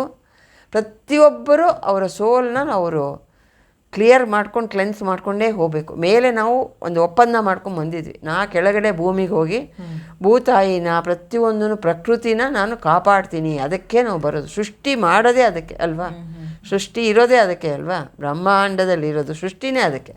ನಾವು ಬರೋದೇ ಪ್ರತಿಯೊಂದು ಒಳ್ಳೆ ಕೆಲಸ ಮಾಡಬೇಕು ಅಂತ. ಆದರೆ ಮಾಯೆ, ನಾರದರಿಗೆ ತಪ್ಪಿಲ್ವಂತೆ ಮಾಯೆ, 3 ಜನ್ಮ ತೊಗೊಂಡ್ರಂತೆ ಅವರು, ಕತೆ ಇದೆ ಅದೆಲ್ಲ ಗೊತ್ತಿದೆ ಅಲ್ಲ, ಆ ಥರ. ಸೊ ನಾವು ಮಾಯಲ್ಲಿ ಬೀಳಬಾರ್ದು ಅಂತಂದರೆ ನಮ್ಮ ಮನಸ್ಸನ್ನು ಶುದ್ಧವಾಗಿ ಇಟ್ಕೋಬೇಕು. ಮತ್ತು ಯಾವಾಗಲೂ ಆ ದೃಷ್ಟಿ ಈ ದೃಷ್ಟಿ ಇಟ್ಕೊಂಡು ಆಸೆಗಳು ಕಾಮಗಳು ಅದು ಬೇಕು ಇದು ಬೇಕು ಅಂತ, ಅದೇನೋ ಪುಣ್ಯಕ್ಕೆ ನನಗೆ ಚಿಕ್ಕ ವಯಸ್ಸಿಂದ ಯಾವುದರಲ್ಲೂ ಅಷ್ಟು ಇದಿಲ್ಲ, ಅಟ್ಯಾಚ್ಮೆಂಟ್ ಇಲ್ಲ ನನಗೆ ಯಾವುದ್ರಲ್ಲೂ. ಯಾಕೆಂದರೆ ನನಗೆ ನಾನು ಆರೋಗ್ಯ ಒಂದೇ ನಂಗೆ ಬೇಕಾಗಿದ್ದು ಅಂತ ಕೇಳ್ಕೊಂಡು ಆಮೇಲೆ ಅಲ್ಲಿ ತನಕ ನಾನು ಅವ್ರಿಗೆ ಹರಕೆ ಮಾಡ್ಕೊಳ್ಳೋದು, ಇವ್ರಿಗೆ ಹರಕೆ ಮಾಡ್ಕೊಳ್ಳೋದು, ಎಲ್ಲರಿಗೂ ಹರಕೆ ಮಾಡ್ಕೊಳ್ದೆ. ತಿರುಪತಿ ಬೆಟ್ಟ ಹಚ್ಚು, ಧರ್ಮಸ್ಥಳ ಕರ್ಕೊಂಡೋಗು, ಇವ್ರಿಗೆ ಮದುವೆ ಆಗಿರೋದ್ರಿಂದ ಅವ್ರನ್ನ ಕರ್ಕೊಂಡೋಗು, ಈ ಥರ ಮಾಡಿದಾಗ ಏನಾಗುತ್ತಂತೆ, ಒಂದು ಮಿಸ್ಟೇಕ್ ಅಂತೆ, ಇದು ಆ್ಯಕ್ಚುಲಿ ನಂಗೆ ಗೊತ್ತಿರಲಿಲ್ಲ. ಯಾರು ಸೋಲ್ ಬಂದಿರ್ತಾರೋ ಅವ್ರ ಕರ್ಮ ಕಳ್ಕೊಳಕ್ಕೆ ಬಂದಿರ್ತಾರಂತೆ. ನಾವು ಅವ್ರನ್ನ ಮಾಡದೆ ನಾವು ಅವ್ರಿಗೆ ಮಾಡಿಕೊಂಡ್ರೆ ಅವ್ರ ಕರ್ಮ ನಮಗೆ ಟ್ರಾನ್ಸ್ಫರ್ ಆಗುತ್ತೆ. ನಂಗೆ ಗೊತ್ತಿರಲಿಲ್ಲ ಅದು. ನಾವು ಅದಕ್ಕೆ ಈ ಧ್ಯಾನದಲ್ಲಿ ಏನು ಹೇಳ್ತಾರೆ, ನೀನು ಅವ್ರಿಗೆ ಹೇಳು, ಅವರೇ ಕೂತ್ಕೊಂಡು ಅವ್ರು ಪರಿಹಾರ ಮಾಡ್ಕೋಬೇಕು. ಈ ಹೀಲಿಂಗ್ ಅನ್ನೋದೆಲ್ಲ ಬೇರೆಯವರೆಲ್ಲ ಮಾಡ್ತಾರೆ, ಕೊನೆಗೆ ಅವರೇ. ನೀವು ನೋಡಿ ಗುರೂಜಿ ಒಬ್ರು ಇದ್ರಲ್ಲ, ಅವರು ಯಾರೋ ಚೂರಿ ಹಾಕ್ಬಿಟ್ಟು ಬಂದ್ಬಿಟ್ರಲ್ಲ ಅವ್ರಿಗೆ ಲಾಸ್ಟ್ ಟೈಮು ಎಲ್ಲೋನು. ಅಷ್ಟೆಲ್ಲ ಮಾಡಿ ಇಷ್ಟೊಂದು ಜನಕ್ಕೆ ವಾಸ್ತು ಗುರು, ಕರ್ಮ ಯಾರನ್ನೂ ಬಿಡಲ್ಲ. ಸೊ ನಾವು ಬೇರೆಯವ್ರ ಕರ್ಮ ತೆಗಿಯೋಕ್ಕೆ ಹೋದರೆ ನಮಗೆ ಬಂದೇ ಬರುತ್ತೆ ಮೇಡಮ್. ಕರ್ಮ ನಿವಾರಣೆಗೆ ಅವ್ರಿಗೆ ಹೇಳಬೇಕು, ದಾರಿ ಹೇಳ್ಕೊಡ್ಬೇಕು ಅಂತ ಹೇಳಿದ್ದಾರೆ. ನಾನು ಅದೇ ಮಾಡ್ತಾಯಿದ್ದೀನಿ, ಎಲ್ಲರಿಗೂ ದಾರಿ ತೋರಿಸ್ತಾ ಇದ್ದೀನಿ, ಅವ್ರವ್ರ ಕರ್ಮ ಕಳ್ಕೊಬೇಕು ಅಂತ. ಈ ಮಾರ್ಗದಲ್ಲಿ ಮುಂದೆ ಬಂದಿದ್ದೀನಿ. ಈಗ 9 ತಿಂಗಳು ಆದಮೇಲೆ ನಾನು ಮೆಡಿಸಿನ್ ಬಿಟ್ಬಿಟ್ಟೆ. ನಾವೇ ದಿವ್ಯ ಔಷಧಿ ಅಂದ್ರಲ್ಲ, ಈ ಕಾಯಿಲೆಗಳಿಗೆಲ್ಲ ಕಾರಣ ಏನು ಹೇಳ್ತಾರೆ ಅಂದರೆ ಸೈಕೋಸಿಮ್ಯಾಟಿಕ್ ಡಿಸೀಸಸ್ ಅಂತ ಹೇಳ್ತಾರಂತೆ. ಸೈಕೋ ಅಂದರೆ ಮನಸ್ಸು, ಸಿಮಾ ಅಂದರೆ ಮನಸ್ಸು, ಶರೀರಕ್ಕೆ ಮನಸ್ಸಿಂದ ಬಂದಿರೋ ಕಾಯಿಲೆಗಳಿವು. ನನಗೆ ಗೊತ್ತಾಗೋಯ್ತದು. ಇನ್ನೊಬ್ಬರು ದೂರೋದಾಗಲಿ, ಅವರಿಂದ ನಾನು ಕಾರಣ, ನನಗೆ ಈ ಥರ ಆಗೋಯ್ತು, ಅವರೇ ಕಾರಣ. ನಾವು ಹೇಳ್ತೀವಲ್ಲ ಸಾಮಾನ್ಯ, ನಮ್ಮ ಯಜಮಾನ್ರು ನಂಗೆ ಬಿಡಲಿಲ್ಲ ಅದಕ್ಕೆ ಹಿಂಗಾಯಿತು, ನಮ್ಮ ಅಪ್ಪ ಬಿಡಲಿಲ್ಲ ಹಿಂಗೆ ಆಯಿತು. ಅದನ್ನೇ ಮಾಡ್ಕೊಂಡು ಆಫೀಸಲ್ಲೂ ಅಷ್ಟೇ, ಅವ್ರಿಗೆ ಇಂಕ್ರಿಮೆಂಟೇ ಕೊಡಲಿಲ್ಲ ಅಂತ. ನಿನಗೆ ಇಲ್ಲಿ ಬರೋದಿಲ್ಲ ಅಲ್ಲಿ ಯೋಗ. ನಮ್ಮ ಮನೇಲಿ ಆಫೀಸಲ್ಲಿ ಎಲ್ಲರೂ ನಿಮಗೆ ಚಿನ್ನದ ಕಿರೀಟ ಕೊಡ್ತಾರಾ ಅಂತ ಕೇಳೋರು ನನಗೆ. ಹಿಂಗೆ ಸಿನ್ಸಿಯರಾಗಿ ದುಡಿತೀಯಲ್ಲ, ಭಗವಂತ ಕೊಡೋದು ನನಗೆ ಯಾರೂ ಕೊಡಬೇಕಾಗಿಲ್ಲ. ನಿಯತ್ತಾಗಿ ಸತ್ಯ ಮಾರ್ಗದಲ್ಲೇ ನಡೆದ್ರೆ ಮೇಡಮ್ ಎಲ್ಲನೂ ಸಾಧ್ಯ ಮೇಡಮ್. ಯಾರಿಗಾದರೂ ಆಗಲಿ, ನಾನು ಯಾವತ್ತು ಇದಕ್ಕೆ ಬಂದೋ ಈ ಧ್ಯಾನಕ್ಕೆ ಅವತ್ತೇ ಪಣ ತೊಟ್ಟೆ, ನಾನು ಸತ್ಯ ಬಿಟ್ಟು ಏನೂ ಹೇಳೋದಿಲ್ಲ ಅಂತ. ಅವ್ರ ಮನಸ್ಸು ನೋಯುತ್ತೆ, ಇವ್ರ ಮನಸ್ಸು ನೋಯುತ್ತೆ, ಇನ್ನು 10 ನಿಮಿಷದಲ್ಲಿ ಬರ್ತೀನಿ, ಇಲ್ಲ ಮಾಡಲ್ಲ, ಮನೆಯಲ್ಲಿ ಇಲ್ಲಿ ತನಕ ನಾನು ಅದು ಹೇಳಿಲ್ಲ ಮೇಡಮ್. ಅದಕ್ಕೆ ಪ್ರಕೃತಿ ನನಗೆ ಸಹಾಯ ಮಾಡ್ತಾಯಿದೆ. ಕೊನೆಯದ ವೀಕ್ಷಕರಿಗೆ ಏನು ಹೇಳ್ತೀರಾ? ವೀಕ್ಷಕರಿಗೆ ನಾನು ಕೊನೆಯದು ಹೇಳು ಅಂದರೆ, ಅವರವ್ರನ್ನ ಅವರೇ ಉದ್ಧಾರ ಮಾಡ್ಕೋಬೇಕು, ಬೇರೆಯವ್ರು ಯಾರೂ ಕಾರಣ ಇಲ್ಲ. ನಾವು ಈ ಭೂಮಿಗೆ ಬಂದಿದ್ವಿ ಅಂದಮೇಲೆ ನಾವು ಮಿತ ಆಹಾರ, ಮಿತ ಜೀವನ, ಪ್ರತಿಯೊಂದು ಮಿತವಾಗಿ ಇಟ್ಕೊಳ್ತು ಅಂದರೆ ಈ ಸೊಸೈಟಿಗೆ ಒಂದು ಕೊಡುಗೆಯಾಗಿ ಇರ್ತೀವಿ. ಮತ್ತು ಎಲ್ಲರ ಕಷ್ಟಗಳು ನಮ್ಮ ಕಷ್ಟಗಳು ಅಂತ ತಿಳ್ಕೊಂಡು ನನಗೆ ಕಷ್ಟ ಅಂದರೆ ಯಾವಾಗ ನಾವು ಆಸೆ ಪಡ್ತೀವೋ ಆವಾಗ ಕಷ್ಟ ಬರುತ್ತೆ ಮೇಡಮ್. ಮತ್ತು ನಮ್ಮ ಗುರುಗಳು ಹೇಳಿದ್ರು ಮಾನ ಅವಮಾನ, ಸುಖ ದುಃಖ, ಮತ್ತು ಭಯ ಇದು ಇದೆಯಲ್ಲ, ಪ್ರತಿಯೊಂದು ಏನು ಬಂದರೂ ಈಕ್ವಲಾಗಿ ತೊಗೋಬೇಕು ಅಂತ. ಈಗಲೂ ನೋವುಗಳು ಬರುತ್ತೆ, ನಾನು ಹೆದರೋಲ್ಲ, ನಂಗೆ ಗೊತ್ತಾಗ್ಬಿಟ್ಟಿದೆ ಇದರದ್ದು ಕಾನ್ಸೆಪ್ಟ್ ಏನು ಅಂತ. ಅಕ್ಸೆಪ್ಟ್, ಪ್ರತಿಯೊಂದು ಅಕ್ಸೆಪ್ಟ್, ಯಾರು ಏನಂದ್ರೂ ಅಕ್ಸೆಪ್ಟ್. ಈಗ ಮನೆ ಧ್ಯಾನ ಅಂತ ಶುರು ಮಾಡಿದ್ದೀನಿ, ದೇವಸ್ಥಾನದಲ್ಲೂ ಮಾಡ್ತಾಯಿದ್ದೀನಿ, ಪಾರ್ಕಲ್ಲೂ ಹೇಳ್ತಾಯಿದ್ದೀನಿ. ನಾನು ಮಾತಾಡ್ತಾ ಇರಬೇಕಾದ್ರೆ ಹೀಗೆ ಏನೋ ಒಂದು ಇಶ್ಯೂ ಇರಬೇಕಾದ್ರೆ ರೋಡಲ್ಲೂ ಯಾರೋ ಒಬ್ರು ಕನೆಕ್ಟ್ ಆಗಿಬಿಡ್ತಾರೆ, ಮೇಡಮ್ ಅದೇನೋ ಹೇಳ್ತಾ ಇದ್ರಲ್ಲ ಏನು ಅಂತ. ಸೊ ಯಾರಿಗೆ ಆ ಸಂಪರ್ಕ ಬರುತ್ತೋ ಅವ್ರು ಬಂದುಬಿಡ್ತಾರೆ ಮೇಡಮ್. ಪ್ರತಿಯೊಬ್ಬರು ಶುದ್ಧ ಆಗ್ತಾರೆ ಮೇಡಮ್. ಯಾರೂ ಕೆಟ್ಟವರಿಲ್ಲ ಪ್ರಪಂಚದಲ್ಲಿ. ನಾವು ಒಂದು ಕೊಲೆಗಾರನ್ನು ನಾವು ಅವನ ವೃತ್ತಿಯಿಂದ ನಾವು ಅಳಿಬಾರ್ದು, ಒಂದು ಕುಡ್ಕೊಂಡು ಅವನು ಕುಡಿತಾನೆ ಅಂತ ಅಳಿಬಾರ್ದು. ಅವನವನು ಪಾಪಕರ್ಮದಿಂದ ಅದರಿಂದ ಅವನಾಗಿರ್ತಾನೆ. ಒಂದು ನಮ್ಮ ಗ್ರೂಪಲ್ಲೇನೋ ಒಬ್ರಿಗೆ 80% ದೃಷ್ಟಿ ಹೋಗಿರೋ 80% ವಾಪಸ್ ಬಂದಿದೆ. ಯಾಕೆ ಅಂದರೆ ನಮ್ಮ ಕರ್ಮ ಸಿದ್ಧಾಂತ ಇದೆಯಲ್ಲ, ನೀನು ಈಗ ನಾ ಮಾಡ್ತಾ ಇರೋದು ಏನು ಹೇಳಿ, ಪ್ರಾಯಶ್ಚಿತ್ತ ಮಾಡ್ಕೋತಾ ಇದ್ದೀನಿ. ಪ್ರಾಯಶ್ಚಿತ್ತ ಮಾಡಿಕೊಂಡ್ರೆ ನಮಗೆ ನಾಡಿಮಂಡಲ ಶುದ್ಧಿಯಾಗಿ ಎಲ್ಲ ಆಗುತ್ತೆ. 4 ಜನ ನಾವು ಒಳ್ಳೆತನ ಕೊಡ್ತಾಯಿದ್ವಿ ಅಂದರೆ ಅವ್ರ ಮೂಲಕನೇ ಕೊಡ್ತಾಯಿದ್ವಿ ನಾವು. ನಾನೋಗೇನು ಮಾಡ್ತಾಯಿಲ್ಲ ಮಿರಾಕಲ್ಲು. ನೀವು ಬದಲಾಯಿಸ್ಕೊಳ್ಳಿ, ನಿಮ್ಮ ಕುಂದುಕೊರತೆಗಳು ನೀವೇ ಸರಿಪಡಿಸ್ಕೊಳ್ಳಿ. ಶರೀರ ಅನ್ನೋದು ನಶ್ವರ ಅನ್ನೋದು ಈಗ ಸತ್ತರ ನೆಕ್ಸ್ಟ್ ಮೂಮೆಂಟಲ್ಲಿ ಇನ್ನೊಂದು ಬಾಡಿನ ನಾವು ಎಂಟ್ರ್ ಆಗ್ತೀವಿ, ಸೋಲು. ಏನಕ್ಕೆ ವರಿ ಮಾಡಬೇಕು? ಸೊ ಸಾವುಗೆ ಭಯ ಇಲ್ಲ ಮೇಡಮ್, ನಾವು ಭಯ ಪಡೋದಿಲ್ಲ ಅಷ್ಟೇ. ಇವತ್ತು ನಮ್ಮ ಕಾರ್ಯಕ್ರಮದಲ್ಲಿ ಬಂದು ಧ್ಯಾನದ ಬಗ್ಗೆ ವೀಕ್ಷಕರಿಗೆ ತುಂಬ ವಿಚಾರಗಳನ್ನು ತಿಳಿಸ್ಕೊಟ್ಟಿದ್ದೀರಾ, ಧನ್ಯವಾದಗಳು. ನಾನು ಇಲ್ಲೊಂದು ಹೇಳಬೇಕು, ನಾನು ಇಷ್ಟು ಮಟ್ಟಿಗೆ ಬೆಳೆಯೋದಕ್ಕೆ ನಮ್ಮ ಝೂಮ್ ಸೆಷನ್ಸು, ಪಿರಮಿಡ್ ಧ್ಯಾನ ಕೇಂದ್ರಗಳು, ಝೂಮ್ ಸೆಷನ್ಸು, ವೆಜಿಟೇರಿಯನ್ ರ್ಯಾಲೀಸು, ಮತ್ತು ನನಗೆ ಸೀನಿಯರ್ ಪಿರಮಿಡ್ ಮಾಸ್ಟರ್ಸು ಅವರುಗಳೆಲ್ಲ ನಮ್ಮ ಸಹಕಾರ ಇದೆ. ಎಲ್ಲೋದ್ರೂ ನಮ್ಮಲ್ಲಿ ಸಹಕಾರ ಮೇಡಮ್. ಒಂದು ವೆಜಿಟೇರಿಯನ್ ರ್ಯಾಲಿ ಅಂದರೆ ತುಮಕೂರಲ್ಲ, ಮೈಸೂರಲ್ಲ, ಎಲ್ಲಿ ಬೇಕಿದ್ರೂ ಬರ್ತಾರೆ ಮೇಡಮ್. ನಮ್ಮಲ್ಲಿ ಪತ್ರಿಜಿ ಅವ್ರದ್ದು, ಅವರು ಆ್ಯಕ್ಚುಲಿ ದೇಹತ್ಯಾಗ ಮಾಡಿದ್ದಾರೆ. ಅವ್ರದ್ದು ಕಡ್ತಾಲಲ್ಲಿ ಒಂದು ಶಕ್ತಿ ಸ್ಥಳ ಅಂತಿದೆ, ಅಲ್ಲಿ 11 ದಿವಸ ನಡೆಯುತ್ತೆ ಧ್ಯಾನ ಮಹಾಚಕ್ರ ಅಂತ. ಧ್ಯಾನ ಮಹಿಳಾ ಚಕ್ರ, ಧ್ಯಾನ ಮಹಾಚಕ್ರಗಳೇ ಅಲ್ಲಿ ನಡೆಯೋದು, ಮಹಿಳೆಗಳಿಂದಲೇ ನಡೆಯೋದು. ಡಿಸೆಂಬರಲ್ಲಿ 11 ದಿವಸ ನಡೆಯುತ್ತೆ. ನಾನು ಈ ಹೋಗಾಗಲಿಲ್ಲ, ನೆಕ್ಸ್ಟಕ್ಕೆ 15 ದಿವಸ ಹೋಗಿ ಸೇವೆ ಮಾಡ್ತೀನಿ. ಮತ್ತು ಇಲ್ಲಿ ನಮ್ಮಲ್ಲಿ ಪಿರಮಿಡ್ ಸೊಸೈಟಿನಲ್ಲಿ 2 ಮೇಯ್ನ್, ಬ್ಯಾಂಗ್ಳೂರಲ್ಲಿ ಪಿರಮಿಡ್ ಇಂಟರ್ನ್ಯಾಷನಲ್ ಅಂತ ಇದೆ, ಪಿರಮಿಡ್ ವ್ಯಾಲಿ ಇಂಟರ್ನ್ಯಾಷನಲ್ ಅಂತ. ಅಲ್ಲಿ ಬುದ್ಧ ಪೂರ್ಣಿಮಾ ಕಾರ್ಯಕ್ರಮ 7 ದಿವಸ ನಡೆಯುತ್ತೆ. ಅಲ್ಲಿ ವಾಲಂಟಿಯರಾಗಿ ಹೋಗಿ ಕೆಲಸ ಮಾಡಿದ್ದೀನಿ ನಾನು, ಫ್ರೀ ವಾಲಂಟಿಯರ್ಸ್. 300-400 ಜನ ಬರ್ತಾರೆ. 10 ವರ್ಷ ಮಕ್ಕಳಿಂದ ಹಿಡಿದು 80 ವರ್ಷದ ಮುದುಕರವರೆಗೂ ಬಂದು ಸೇವೆ ಮಾಡ್ತಾರೆ. ಅಲ್ಲಿ 20-25 ವರ್ಷದಿಂದ ಮೆಡಿಸಿನ್ ತೊಗೊಳ್ದೇ ಇರೋರು ಇವತ್ತೂ ಇದ್ದಾರೆ ನಮ್ಮ ಇದರಲ್ಲಿ. ಧ್ಯಾನ ಮೂಲಕನೇ, ಧ್ಯಾನವೇ ಎಲ್ಲ. ಸೊ ನಾವು ಹೇಳೋದೇನು ಅಂದರೆ ಧ್ಯಾನ ಸರ್ವರೋಗ ನಿವಾರಣಿ, ಆಮೇಲೆ ಸರ್ವ ಭೋಗ ಪ್ರದಾಯಿನಿ, ಮತ್ತು ಸರ್ವ ಜ್ಞಾನ ಪ್ರಸಾದಿನಿ, ಎಲ್ಲನೂ ಸಿಗುತ್ತೆ ಮೇಡಮ್. ಸೊ ಧ್ಯಾನದಿಂದ ಜ್ಞಾನ, ಜ್ಞಾನದಿಂದ ಮುಕ್ತಿ. ಮುಕ್ತಿ ಅಂತಂದರೆ ಎನ್ಲೈಟನ್ಮೆಂಟ್ ಅಂತಂದರೆ ಸಂತೋಷವಾಗಿರೋದಲ್ಲ, ಆನಂದವಾಗಿರೋದು. ಆನಂದನೇ ಎಟರ್ನಲ್ ಅಲ್ವಾ. ಎಂಟರ್ಟೈನ್ಮೆಂಟ್ ಇದು ಏನು, ಎನ್ಲೈಟನ್ಮೆಂಟ್ ಅಂದರೆ ಆನಂದ. ನನಗೆ ಆ ಸ್ಥಿತಿ ನಂಗೆ ದೊರಕಿದೆ. ಇವಾಗ ಏನೇ ತೊಂದರೆಗಳು ಏನು ಬಂದರೂ ನನಗೆ ತೊಂದರೆ ಅಂದ್ಕೊಳ್ಳೋದೇ ಇಲ್ಲ. ಯಾರು ಕರೆದ್ರೂ ಹೋಗ್ತೀನಿ, ಏನಾದರೂ ಮಾಡ್ತೀನಿ. ನಿನ್ನೆ ಅಲ್ಲಿ ದೇವಸ್ಥಾನದಲ್ಲಿ ಯಾರೋ ಒಬ್ಬರು ಸಿಕ್ಕರು, ಇವತ್ತು ನಾಳೆ ಊಟಕ್ಕೆ ಹೊಟ್ಟೋಗ್ತಾ ಇದ್ದೀವಿ ಮೇಡಮ್, ಇವತ್ತು ನೀವು ಧ್ಯಾನ ಹೇಳ್ಕೊಡೋದು. ಆಯಿತು, ಮನೆಗೆ ಬರ್ತೀನಿ ಅಂತ ಹೇಳಿದ್ದೀನಿ. ಸೊ ಸೇವೆ ಕಾರ್ಯನೇ ಮೇಡಮ್ ಲಾಸ್ಟ್. ಧ್ಯಾನ ಮಾಡಬೇಕು, ಧ್ಯಾನ ಪ್ರಚಾರ ಮಾಡಬೇಕು, ಆಮೇಲೆ ಧ್ಯಾನದ ಕ್ಲಾಸಸ್ ನಡೆಸಬೇಕು. ಅಂದರೆ ಮಾಸ್ಟರ್ಸ್ ಬರ್ತಾರೆ, ಎಲ್ಲರನ್ನೂ ನಾವು ಸ್ವಾಧ್ಯಾಯ ಸಜ್ಜನ ಸಾಂಗತ್ಯದಿಂದ ಜ್ಞಾನ ಸಿಗುತ್ತೆ.